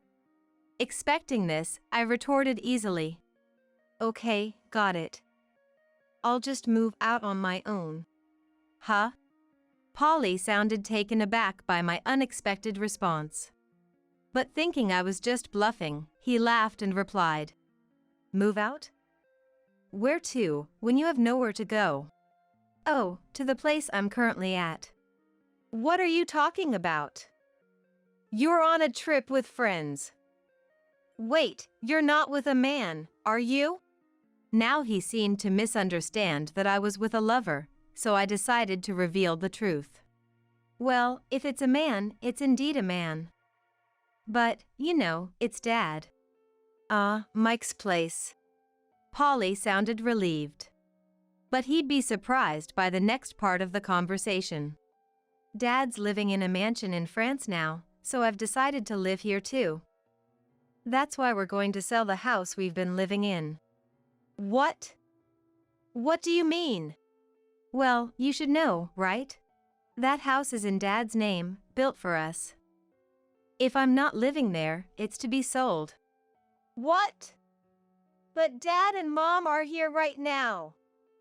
What are you going to do?" That's what I said. It's no use talking over the phone. Polly, finally grasping the situation, hung up without saying anything else. He can't possibly imagine the further tragedy waiting for him upon my return to America. A week later, I returned home with Mike, where Polly was living with my in-laws. At the entrance, my in-laws greeted us with smiles. "Mike, it's been a long time." "Yes, I can't often return to America due to work. Risa has always been under your care." While Mike and my father-in-law Arnold were exchanging greetings, Polly quietly emerged. It seemed he hadn't yet informed them about the house sale. Looking awkward, Polly just bowed his head. "Polly, the movers are coming today to pick up the stuff. Have you prepared everything?" "All your stuff is already packed." "Oh, it's not just my things that are being moved out." "Huh? Do I have to move my things out today, too?" Polly's surprised shout caught Arnold's attention. "What's going on, Polly? Why are your things being moved out?" Polly, looking guilty, hesitantly explained the situation. Arnold became furious and started yelling at Polly. "You said this house was bought under your name with a loan so we could live together. Making your parents ashamed, unforgivable." Arnold's thunderous voice left Polly speechless. Then, the moving truck arrived. After my things were moved out, my mother-in-law Rothy came out to direct the movers. "Thank you for your hard work. Our stuff is prepared here, please take it." Rothy had neatly prepared all the household items, including Polly's. Seeing this, Polly was dumbfounded. "Mom? What's happening? Why are you packing Dad's stuff too? Where are you planning to take it?" Watching Polly panic and question Rothy, we all burst into laughter. "You've been completely fooled." "What? What's going on? Why is everyone laughing all of a sudden?" Indeed, this was all a plan to trick Polly, discussed in advance by everyone here. The first person I contacted by email from France was Rothy. Rothy had been worried about my tired appearance for some time. After repeatedly asking why, I ended up telling Rothy everything about Polly. Rothy was shocked, especially at the part where Polly blamed his extravagant habits on his parents spoiling him. Rothy tearfully apologized for her parenting in front of me, which made me feel guilty. But Polly's wasteful spending wasn't Rothy's fault. As I comforted Rothy, our bond deepened. For me, without a mom, Rothy became someone I could consult about anything. Mike was aware of my close relationship with Rothy. Thus, he suggested involving the in-laws in our plan. Rothy, without letting Polly know, had been looking for a new place for them to live with Arnold. Arnold's scolding of Polly was all an act. I nearly burst out laughing at their convincing performance. Rothy, thank you for arranging the movers for me as well. Now, I can move to the house Dad built in France. I'm sorry, Risa. My son has caused you so much trouble. Rothy, we agreed not to say that, didn't we? Rothy and I laughed together. Polly, unaware of how close I was with his parents, looked surprised. Mom, where are we moving to? We've already sold our family home. We've already arranged a new place for us. Polly seemed relieved at Rothy's words. But that relief would soon be short-lived. So, it was like that. I worried for nothing. Then I'll just go there too, right? What are you talking about? That's a senior living apartment for Arnold to live in with someone else. Polly, you're not a child anymore. Find your own place to live. As soon as Rothy said this, Polly's face turned pale. That's impossible. I don't even have the money for moving, let alone find a new place. Indeed, Polly had squandered his salary on hobbies and entertainment, leaving him with no savings. No matter how he struggled now, it was his own responsibility. Desperate, Polly looked at me with pleading eyes. I could guess what he was about to say. By the way, Mike built quite a big house in France, right? I had no idea you were such a well-off lady. Listen, I'll do anything you say from now on, so could you take me with you to that house? Suddenly speaking in a sweet tone, he was indeed trying to rely on me. I had no intention of indulging such naive thoughts and firmly stated my position. I've been fooled by your kind words on occasion, but I can't forgive you anymore. You've barely contributed to our living expenses and have just been playing around. I don't want to be your wife anymore. I've already discussed this with Cedric on the phone yesterday, and we've decided to get a divorce. Cedric agrees it's for the best. I vented the feelings I had been holding back, feeling a sense of relief. My in-laws seemed to agree, nodding deeply. What am I supposed to do now? Polly cried, tears in his eyes, but my decision was firm. I presented him with the divorce papers and demanded his signature. Yet, Polly stubbornly refused to sign. Seeing this, Arnold showed his anger again. Polly, enough is enough. After all the trouble you've caused Risa, now you're thinking of relying on her parents' home. I'm ashamed to call you my son. That's right. I admit, I've spoiled you too much. But Polly, you're an adult now. Stop being so selfish and start living on your own. Convinced by his parents' earnest persuasion, Polly shed tears. What? Even Dad and Mom? Do I have no allies here? Muttering so, Polly signed the divorce papers. He then arranged to store his belongings in a storage unit and left the house alone. Betrayed by the parents he thought were on his side, he was visibly shocked. However, the in-laws had decided to cut ties with Polly. Not just them. I also promised never to let Polly see Cedric again. This was a strong request from Cedric. He had always resented Polly for never acting like a father. With the divorce as an opportunity, Cedric wanted to sever ties with Polly. I thought it was for the best for Cedric. Rejected by his parents and disowned by his son, Polly must have lost the will to live. Having lost everything, Polly spent some time living in monthly rental hotels and internet cafes. But once he received his salary, he managed to move into an apartment where he could live alone. During the divorce, I gave Polly a small amount of money as part of our shared assets. It was practically nothing, but I wanted to avoid any future claims for money, given my financial situation. In essence, it was severance pay. However, once Polly had a bit of financial leeway, he started getting into partying. Why do I know this? Because Polly contacted me, saying, "I'll find a woman with a good income and make you regret leaving me." Initially, after becoming alone, Polly would contact me just to express his loneliness. But once he had money, his attitude became arrogant again. After some time, the communications from Polly suddenly stopped. I wondered if he had found a new girlfriend, but it turned out the situation was far more serious. According to the former in-laws, Polly had fallen for a nurse he met at a party. Despite not being reciprocated, Polly persistently pursued her. At worst, he even showed up at her apartment. As a result of his relentless stalking, he was reported and arrested in the act.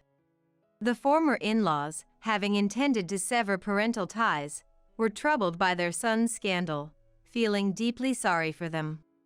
Being a parent is tough. No matter how much you try to distance yourself, you're still responsible when something happens.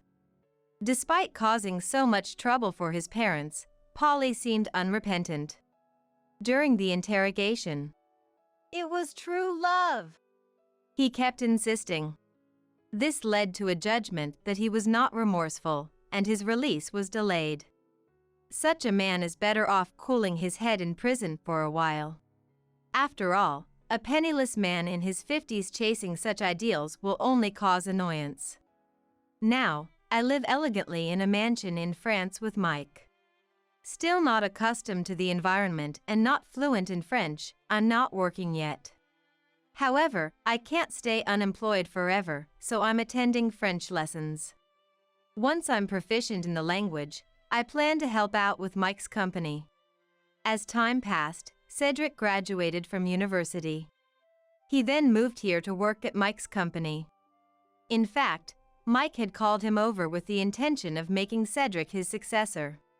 It was lonely being apart from Cedric for 4 years, but now we can live together forever. This thought fills me with joy. Now that I've become quite fluent in French, I assist with Mike's company and work as a cooking class instructor locally. Though my marriage failed, my life in France is very fulfilling. Despite being in my mid-40s, this is an ideal environment to enjoy life. I've decided to forget my past self, who worried about being plain and unpopular, and live positively. After all, there's still so much more to come. Surely, Mom in heaven is watching over me. A housekeeper who doesn't even cook is grounds for divorce, right? Benjamin, my husband, punched me in the stomach. I don't think he put much force into it. But that's where my precious baby is. Hey! Stop it! I was so surprised by Benjamin's unexpected behavior that I overreacted. Seeing this, Benjamin let out a cheerful laugh. If you don't like it, just make lunch already. See, even the kid is saying, "Poor daddy, starving because of mommy." Okay, I get it. Just stop. Just don't hit my stomach. I screamed almost like a shriek, and finally, Benjamin stopped his hand. I'm tired. Just do as you're told from the start. Make it quickly, right now. Satisfied with his own words, Benjamin looked up with content. And then, He froze as he looked at the computer screen in front of him. What? Somehow, I got off the chair, kept Benjamin at bay with scissors nearby, and said, "This time, I won't let you make excuses." "Well, not that you'll need to." "You. This has to be a lie. I won't let him get away with excuses this time. I'll expose his true nature for sure. My name is Evelyn, I'm 29. I work at an electronics manufacturer, but I'm currently on maternity leave, so I'm almost like a housewife. I say almost because there's a reason. I do some chores and participate in irregular remote meetings. That's the only thing I insist on. The reason is, I handed over the project I was involved in to my junior when I got pregnant. I wanted to know the progress, so I insisted on participating. But I hardly ever speak up, it's more like I'm just observing. Still, I was happy to participate and know how the project is progressing. But that's just working for free. It's a waste of time, you should quit. The one grumbling with dissatisfaction is my husband, Benjamin. He's 36, 7 years my senior. Originally, he was my boss at work. Benjamin, competent at his job, was always relied upon by those around him. Furthermore, I was struck by his kindness and guidance, and before I knew it, I was drawn to him. It was considered lucky to have married someone like Benjamin, and many envied us, but after we got married, he changed. Don't say things like that. My job is just doing odd jobs and attending meetings, you know? Sometimes, I'm just observing. That's a waste of time. If you have time like that, why don't you clean the room? I've noticed dust accumulating under the furniture lately.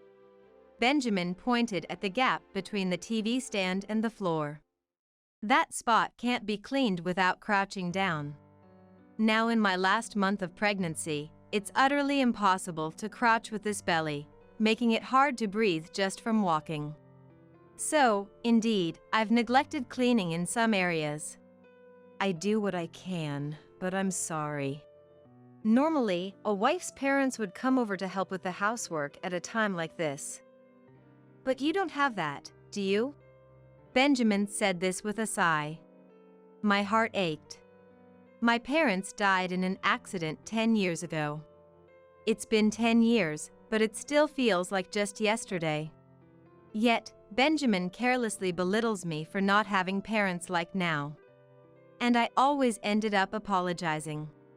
I'm sorry for causing you trouble. Then, Benjamin would always smile with satisfaction. You're lucky to have married such a generous man like me. I never thought I'd marry an ordinary woman with no special qualities like you, Evelyn. This is how Benjamin satisfies his ego. It's a daily repetition of sarcasm and boasting. He wasn't like this before we got married. Maybe it's common for both men and women to change after marriage. Sadly, Benjamin has a very good public image, so when I complain to others, they don't believe me. I get irrelevant responses like, "You're just being spoiled," or "It's nice to have someone so reliable." I could have endured it if it were just as everyone says. I could just ignore it. But lately, I've been at my wit's end with Benjamin returning from work. When the doorbell rings from evening to night, that's the signal of his return. Even if I was in the middle of housework, I would stop everything and rush to the entrance. And while watching the door open, I'd hope, "Please, let Benjamin be in a good mood today." When he's in a good mood, it's just reports of the company's doing well or I landed a contract. The problem is when he's in a bad mood. Arg, so annoying. Acting all high and mighty just because they're a client. Those outdated fools. As soon as he enters the entrance, Benjamin is stomping around, angry. We welcome back. He throws his bag at me and heads to the shower, cursing me under his breath. This whole routine terrified me. When this continued day after day, I even considered divorce. I first talked to a coworker, but they didn't believe me. Benjamin? That's hard to believe. You're exaggerating. Look, you're pregnant and probably just tired, right? Maybe you need a change of scenery? It was as if they were saying I was the one being unreasonable. Sadly, I understand where my coworker is coming from. The Benjamin we worked with was perfect in everyone's eyes. Always smiling, gentle in his words and actions, and calm. It's hard to believe that he could change like this. I wouldn't have believed it myself in the past. Maybe it's just temporary. Perhaps he's just irritable because he's busy and tired. I decided to think positively. It's not like he's physically harmed me. Though my body tenses up when he throws things or yells, he's never hurt me. I'm sure someday Benjamin will be as kind as before. That's what I hoped and prayed.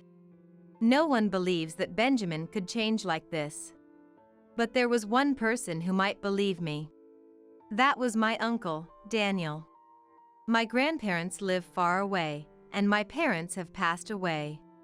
After the accident, I was left alone, but I had one relative I could rely on. That was my father's brother, Daniel. He had moved to New York before my father, so by chance, he lived close to our family. Daniel looks, honestly, intimidating. He's 6 feet 3 inches tall and well-built, so just standing there can be imposing. But on the inside, he's incredibly kind and wonderful.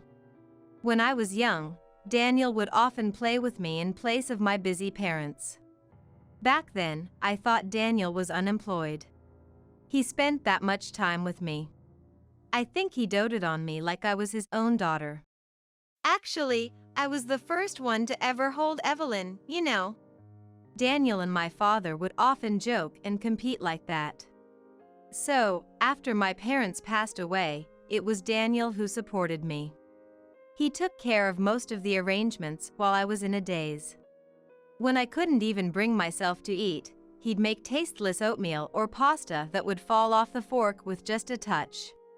It wasn't delicious, but I remember I ended up eating it anyway.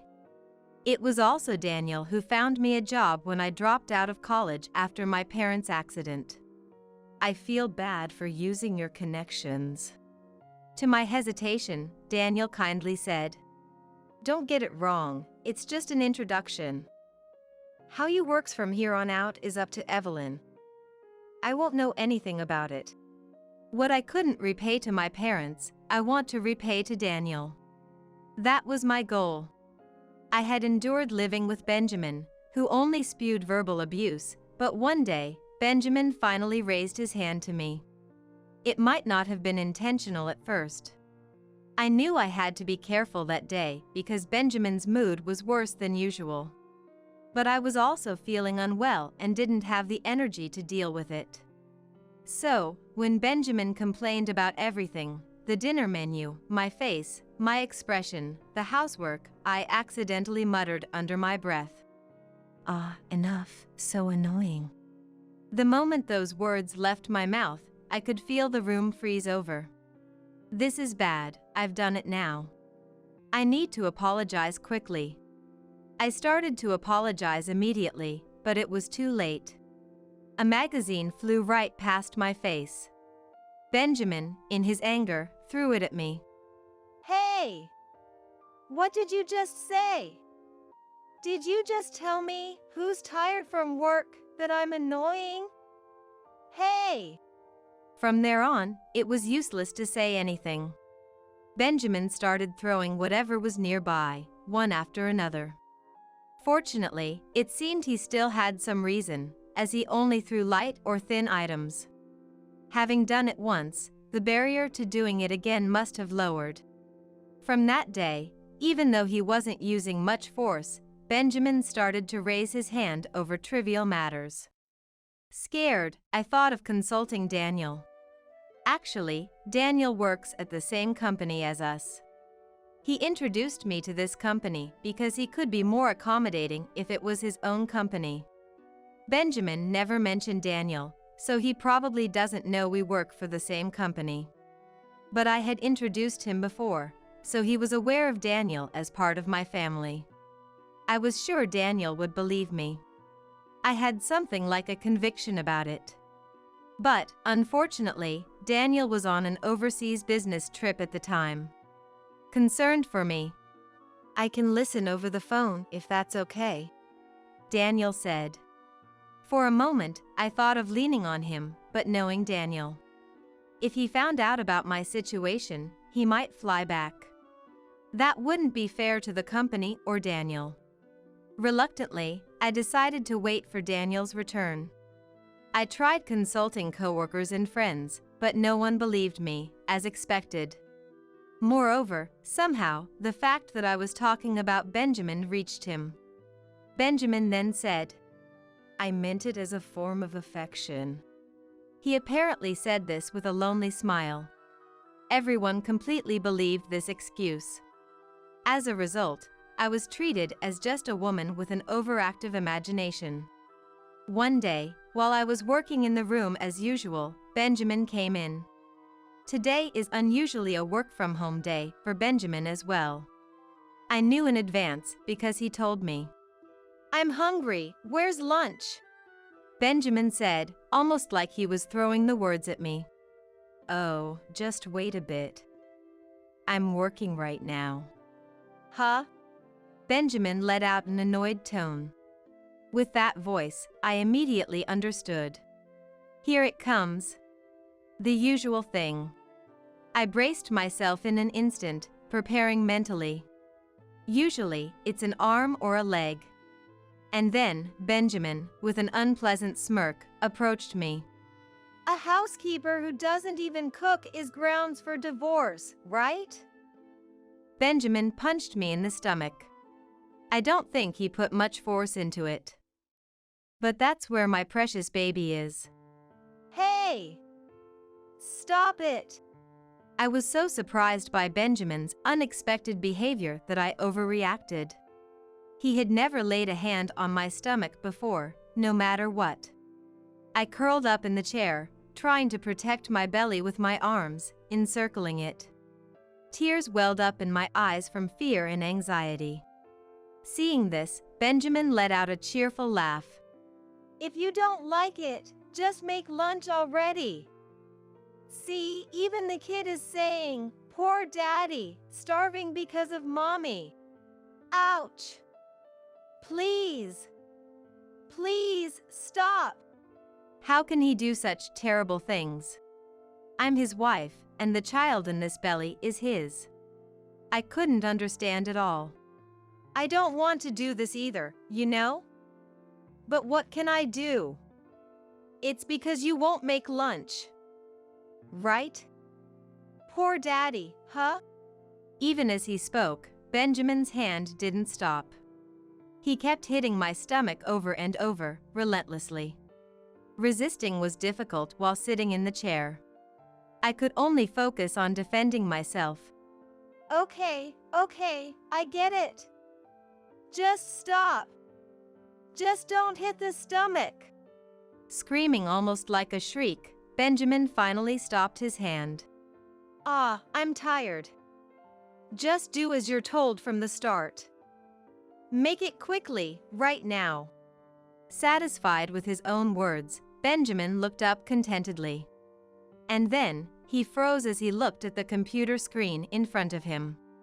What? Somehow, I got off the chair, kept Benjamin at bay with scissors nearby, and said, "This time, I won't let you make excuses." Well, not that you'll need to. This has to be a lie. The one to respond to the flustered Benjamin, turning pale, was someone on the computer. "I wish it were a lie. I never thought you could be such a despicable person." The one holding his head on the screen was the manager. Other employees were also looking at this with faces of disbelief. "No, that's not true. I didn't hear anything. That's right. I was framed. I was deceived." Trying to ingratiate himself, Benjamin clung to the computer. That sounds terrible. I told you, didn't I? I'm working, so wait a bit. I haven't lied or deceived anyone. So, then you should have clearly said you were in a remote meeting. Then I would have. Benjamin started to say, but caught himself. He was about to say, then I wouldn't have hit you. Benjamin, who cares so much about his public image and how he's perceived by society. The cunning and sly Benjamin wouldn't even utter a harsh word at the company, let alone raise a hand. That's why no one believed me when I complained. I felt a sense of despair at that time. But then I thought a bit. If they wouldn't believe me, I needed proof. Knowing there was a remote meeting while Benjamin was working from home, I had secretly plotted to expose his true face. I just hadn't expected him to aim for my stomach. That was a lapse in judgment on my part. Anyway, everyone at the company is a witness now. You can't talk your way out of this. I want a divorce. I don't want to see your face ever again. But, Evelyn, I can't without you. As Benjamin let out a pitiful voice, the doorbell chimed. Trying to head there, Benjamin blocked my way, trying to stop me. Wait! We're in the middle of talking. Is it okay to raise your voice like that? The computer is still connected, you know? Distracted and flustered, Benjamin let me slip by him towards the entrance. But just before I could get away, he caught up and grabbed my arm. Stop! Let go! This spot is out of view from the computer, perfect. Hey, we need to come up with an excuse together. Should we say it was a prank? That's the safest bet. It'll be more believable coming from you, so you tell everyone. No way! I'm tired of watching your face, being worked like a slave, and living in fear. Help me. Just as I screamed inside, I heard a noise from the entrance, and then the door burst open, and someone entered. Seeing who it was, I collapsed on the spot in relief. Are you okay, Evelyn? Daniel. It seems Daniel was secretly participating in that meeting too. He must have rushed over immediately after seeing the video. It was fortunate that the entrance door was unlocked. Are you hurt? How's your stomach? Daniel rushed to my side and pulled me away from Benjamin as if rescuing me. Then, shielding me with his own body from Benjamin, he hid me behind his back. Thanks to Daniel's broad back, I couldn't see Benjamin anymore. Likely, Benjamin couldn't see me either. Daniel, Evelyn's uncle, right? Long time no see. Peeking around Daniel's back, I saw Benjamin trying to force a smile and nodding in greeting. Daniel straightened up and looked down at Benjamin. Being considerably taller, Daniel made Benjamin look very small and frail. Evelyn, can you stand? You should rest on that sofa over there. Ignoring Benjamin, Daniel supported me and moved to the sofa. Sitting down provided some relief. Benjamin tried to approach me, but Daniel stopped him with a threatening look. After you rest a bit, let's go to the hospital just to be safe. That's an overreaction. It was just a little nudge. That's part of affection, a couple's touch. How could anyone think that way about what happened? You be quiet. We'll have a thorough discussion once we've confirmed that Evelyn and the baby are safe. Don't worry, the meeting was recorded. So you saw that because you're with the same company. Benjamin made a fist in frustration and fell silent. Evelyn, you married quite the man. I felt sorry facing Daniel's stern look and sigh, unable to say anything. The hospital visit confirmed that the baby was fine. Relieved, I felt my whole body relax. Then, Daniel, Benjamin, and I decided to head to the company. Daniel said. Think of the baby. Leave the rest to me. But this was a matter between Benjamin and me. Even if it's Daniel, I couldn't leave everything to him. We could have postponed it to another day, but knowing Benjamin, the more time he had, the more likely he was to come up with something. Now in the last month of pregnancy, with labor possibly starting at any time, it was best to resolve this quickly. I am a mother. I have a duty to ensure this child can be born into a safe environment. Upon arriving at the company, we were immediately led to a separate room. Daniel must have contacted them in advance. The employees present at the meeting must have also given their testimonies. In the large conference room were the meeting members, Benjamin, Daniel, and me. I took my bag from Daniel and pulled out the divorce papers. I had gotten them from the municipal office a long time ago and kept them in my bag. Benjamin looked puzzled for a moment, but then forced a troubled smile. I admit I did things that could be misunderstood. It's my fault too, so I'll accept the divorce. I have no problem with the compensation in the divorce court, and I'll pay child support. Perhaps because he was in front of everyone, Benjamin seemed unusually understanding. His acceptance made the conversation progress smoothly. However, when we reached a certain point, Benjamin froze. You want me to resign or transfer? Yes. I plan to return to work after my maternity and parental leave are over. It wouldn't be good for either of us if you were still here. That's why. I actually want you to leave. Benjamin stared at me intently and nodded. I see. But what does the company think? What are you trying to say? Not to boast, but I believe I'm a valuable asset to the company. I have good performance. No issues with interpersonal relationships. Plus, I have a wide network among peers and clients. Indeed, the outwardly competent Benjamin could be considered an ace at the company. He was what you'd call a key player. He was so well regarded that it was said it was only a matter of time before he became an executive. On the other hand, you, for better or worse, is just an ordinary female employee. Oh, I'm not trying to belittle you. Just stating the facts. I understand. Moreover, as a mother of a young child, inevitably you'll take more leaves. You'll probably end up inconveniencing the company, coworkers, everyone. This was something I had considered since becoming pregnant. Without parents, I had no one to rely on. In any situation, I had to manage on my own. While it's an unavoidable circumstance, to the company, I might be seen as a troublesome employee.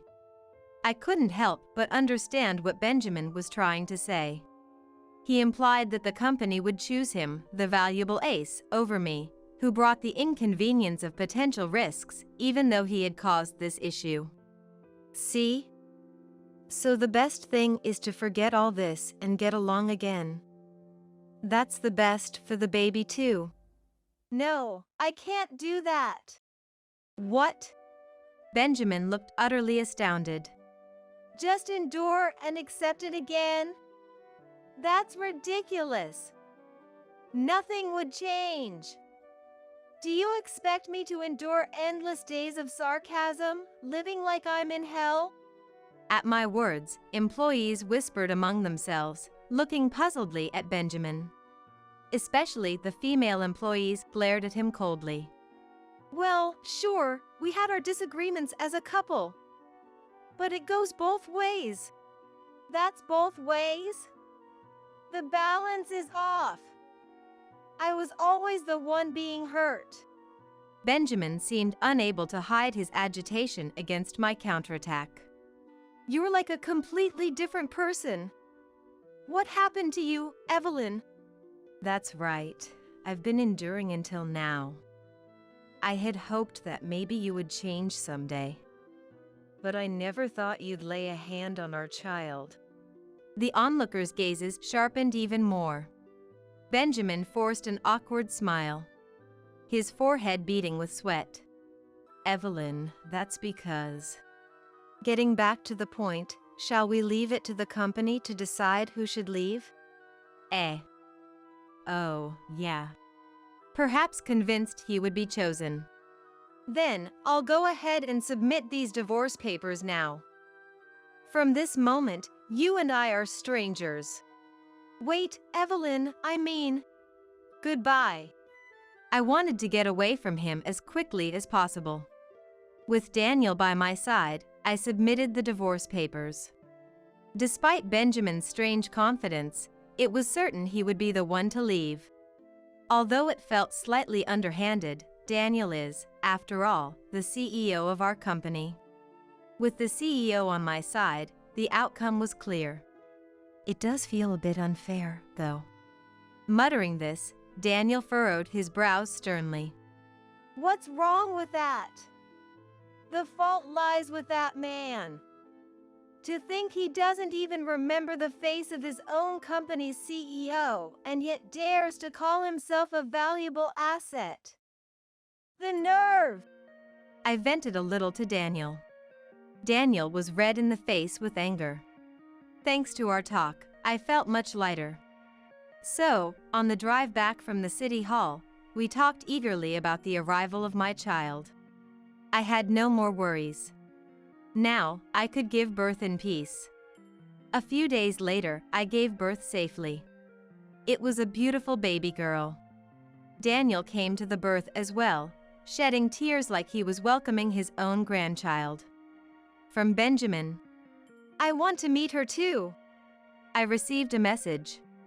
Has he forgotten what he did before our child was born? It's too dangerous for you to meet her, I replied, keeping a safe distance.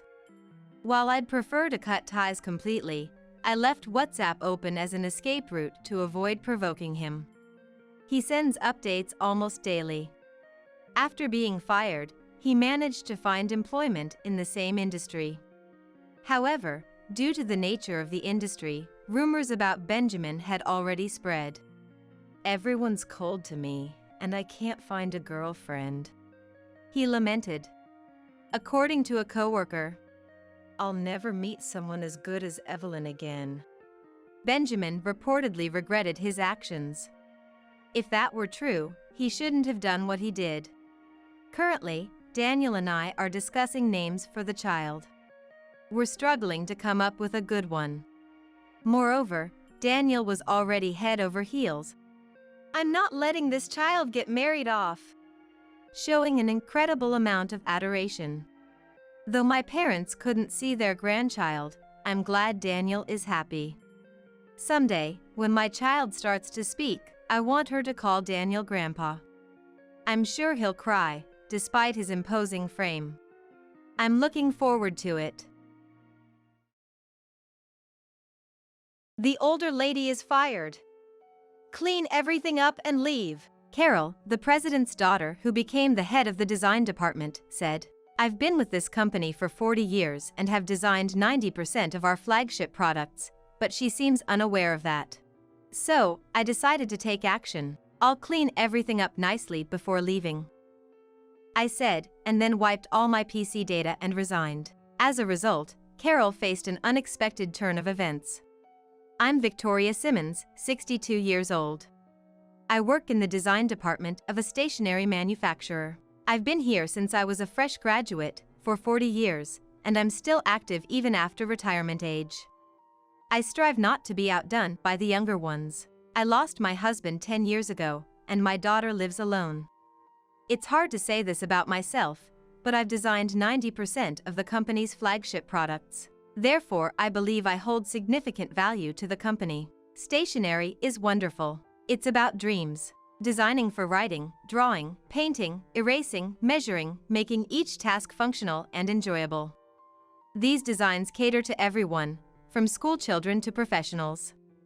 How long I can continue, no one knows. But since I love my job, I joke with the younger employees that I'll keep going until I can no longer stand.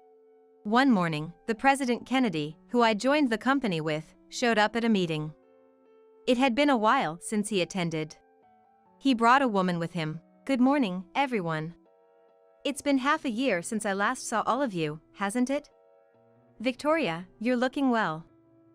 Kennedy and I joined the company in the same year. He used to be in sales, and we often talked at internal product presentations. Unlike the typical arrogant son of a president, he's sincere and humble.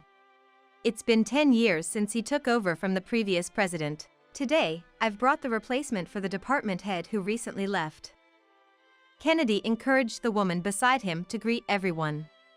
She stepped forward and greeted. "Hello, I'm Carol Kennedy. I look forward to dedicating myself to the future growth of our company. Please, let's work well together." Everyone in the department was surprised. No one had expected the president's daughter to be appointed as the head of the department. As you all may know, our company is planning to expand overseas starting this year. We sent Carol to study abroad for a long time for this reason. She will help us create designs that are globally competitive. Let's all unite in this effort. After saying so, Kennedy left in good spirits. Wilson, one of the colleagues, approached me. "Victoria, what do you think about her? Carol, I mean. I've known Carol since she was a child. We've never spoken, but the president used to bring her to company recreation events. Haven't seen her in a long time, but she's grown into a fine young lady. I think the president wants to make use of her international experience. But whether she understands the design industry is another question. So, we'll see how she does, huh?" I could sense a hint of disdain for Carol in Wilson's expression. "Wilson, we just need to focus on our responsibilities." "Yes, you're right. I'm sorry." However, as it turned out later, Wilson's intuition was spot on. A month had passed since Carol took charge. We continued as usual, brainstorming new ideas for stationery and designing in front of our computers. "Everyone, I have something to say. Is that okay?" Carol said so and walked to the center of the room. She then started speaking. "We will start developing products for the international market next month, starting with UK. If things go well, we will establish a base in London and then expand to hub offices in various locations." Wilson's eyes widened. "So, as a start, we will develop new products. The ideas and designs will be decided through an internal competition." The strategy was to sell some of our existing products while simultaneously developing new ones. The release of the new products, both domestically and internationally. It was set for 6 months later. I had a question. "Carol, is there a specific concept for the product development?" Her face, which had been amiable until then, hardened. "The fact that I didn't mention a concept means it's the same as before. Simmons, you're our most veteran employee, right? I didn't expect such a basic question from someone like you." I was taken aback by her unexpected response. "If I had to say, I don't want anything outdated." With a composed face, Carol finished speaking and returned to her desk. The internal competition was held weekly. I thought, wouldn't it be wonderful if, like Hollywood movies, American origin stationery could become popular worldwide? I kept searching for new product ideas. What's different from my younger days is that the number of ideas that come to mind decreases with age. However, the quality of each idea has certainly improved. So, I wasn't worried even if I didn't come up with ideas every week. But Carol seemed not to tolerate that. "In this past month, everyone has worked hard. We've had over 200 ideas, with Wilson contributing 20%. It's not just about quantity, especially since we don't know what the market expects. We need as many ideas as possible." She was clearly speaking with me in mind. Unfazed, I gave Wilson, who was modestly giving a thumbs up, a secret wink. "Well, it can't be helped if nothing comes up. But, as professionals, is it acceptable? Only 5 ideas in a month might indicate you've run out of ideas after being in the business for so long. I don't understand that world, but it doesn't seem like you're trying." She looked straight at me, without averting her eyes even once. After the meeting, Wilson came to me. "Thanks to you, Victoria. Your way of expanding associations was amazing. Ideas just keep coming. But Carol is too blatant. It's really annoying. It's okay. It's true that not many ideas are coming out. But, has she seen your ideas? Just talking numbers here. 1 of yours equals 10 of ours. Does she understand that? That's all right. Maybe the British won't like my ideas. The final judgment is by the users. Another month passed. We narrowed down our ideas and designed about 50 specific products from them. None of my ideas were selected, but about 5 of my designs were nominated. Carol seemed displeased by that. Today, a buyer from UK, Mr. Lee, will visit us. He's agreed to take over our agency there. We hope to decide today, but at least we want to narrow it down to about 5. Especially the younger ones, look forward to it. In the afternoon, Lee arrived and headed to the conference room with Carol. They returned after about 3 hours. Congratulations, Wilson. I think it will be one of your 3 designs. Carol spoke to Wilson with a big smile. He looked surprised. Later, I heard that everyone thought one of my designs would be chosen. Thank you. But, are you sure? Shouldn't it be Victoria's? That's fine. Mr. Lee liked it, and so did I. Oh, yes. Thank you very much. Indeed, we can't match the sensibilities of the younger generation. Simmons, it's unfortunate, but that's how it is. Carol said that with a spiteful look. That might be true. I have no hard feelings about Wilson being chosen. In fact, I'm genuinely happy for him. It's wonderful when my colleague makes their mark in the world. I spoke from the heart. Then, Carol's face flushed with anger. That's so irritating. What's with this saintly act of yours? You can only come up with 4 or 5 ideas a month and still act so high and mighty. Do you think everyone respects you just because you've been here the longest? Her words were unexpected. I never thought she saw me that way, but at the same time, my anger was ignited. Excuse me, but how much do you actually know about design? Do you remember the process of selecting everyone's ideas and designs? None of the works you favored are left in the final selection. You lack a professional's eye. You don't understand our struggle. At that point, she lost her composure. Oh dear. To think you'd say such things to me. I'm a manager, you know? She approached me. Her eyes bloodshot. You're done here as of today. The older lady is fired. Clean everything up and leave. I was surprised by her sudden change, but I felt no resistance to her command to leave.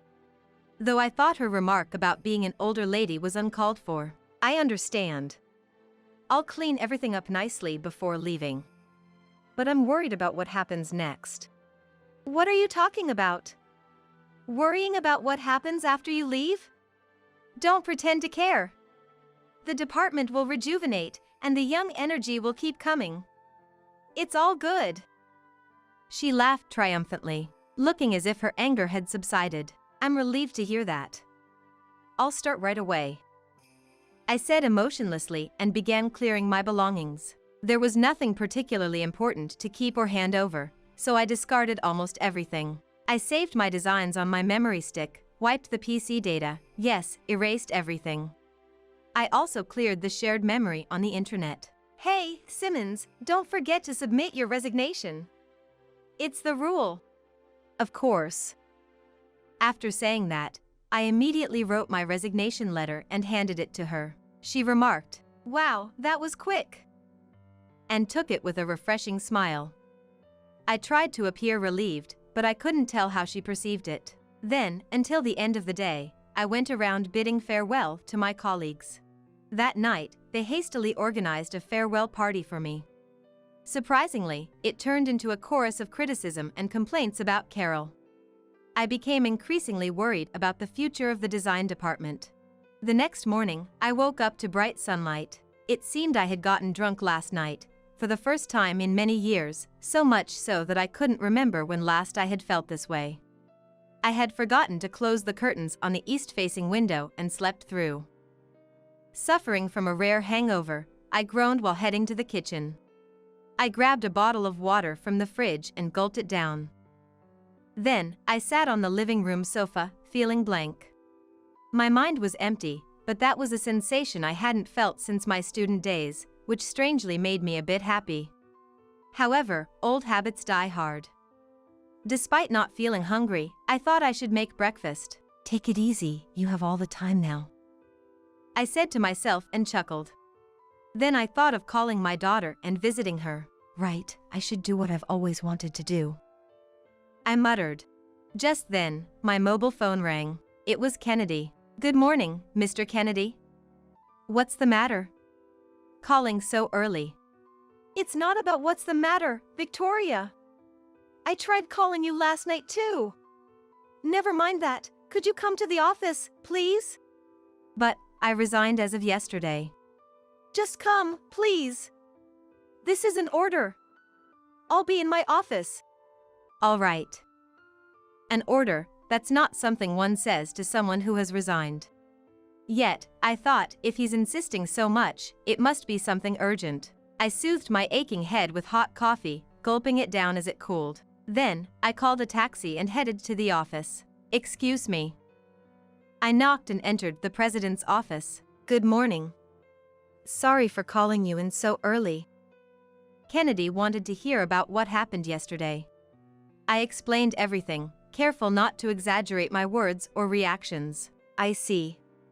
I am very sorry about that. He expressed his deep apology. The mess my foolish daughter made is my responsibility as her father. It seems I made mistakes in raising her. Victoria, would you consider withdrawing your resignation?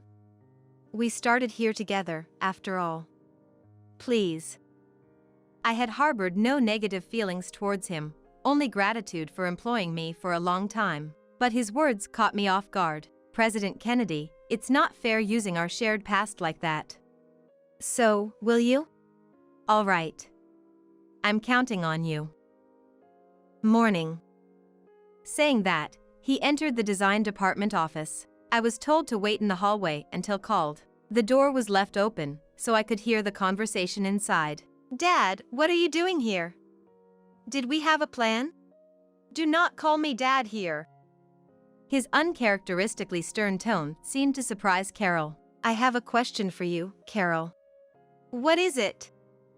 The two began to speak in a formal tone. Why did Victoria resign? Oh, as per her resignation letter.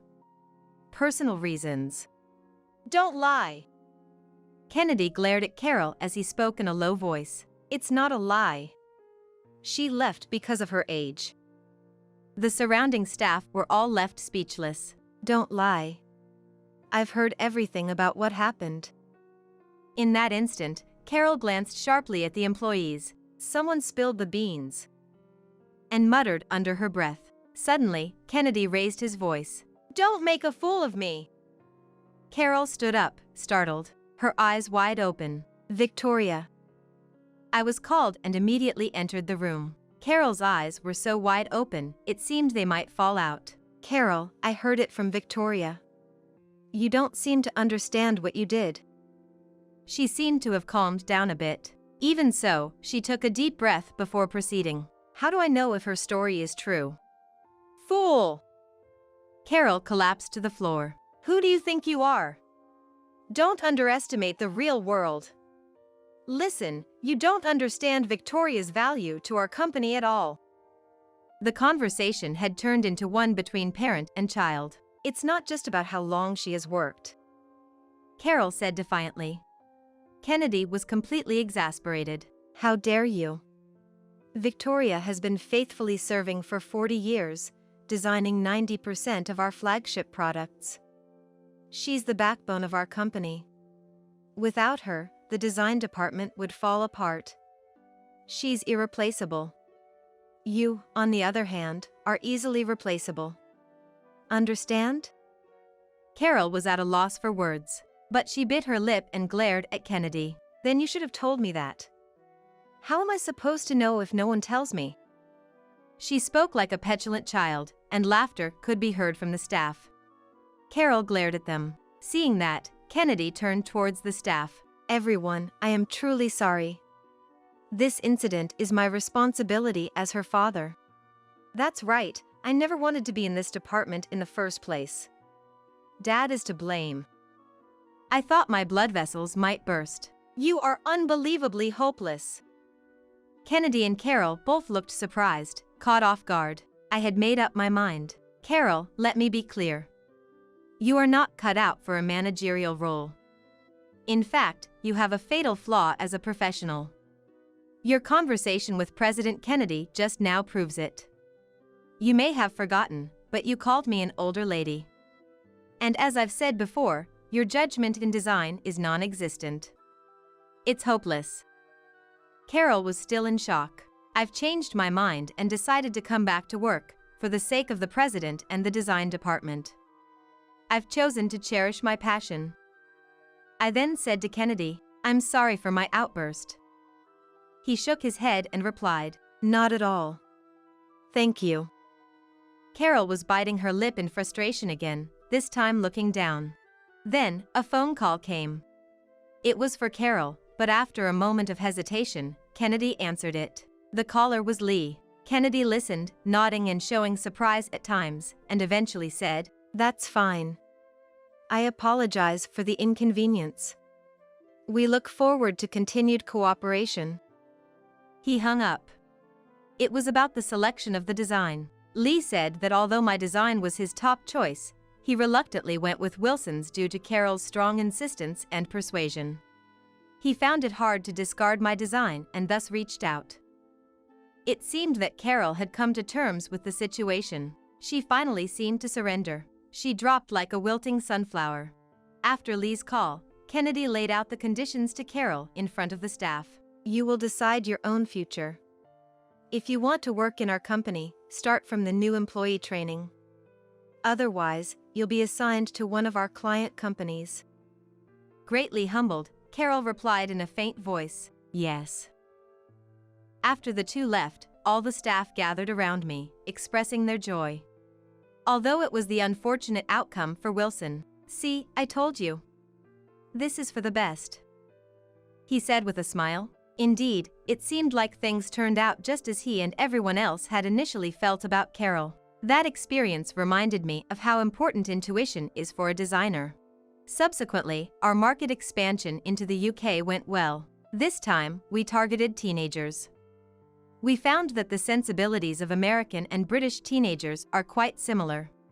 While I don't think it applies to all age groups, it was a revelation. Considering the global use of social media, it's clear that sharing of sensibilities is happening faster than imagined. So, I believe that designs aimed at American consumers could also sell well. At my age, I never thought I'd be doing work with such a worldwide impact. I'm more motivated than ever.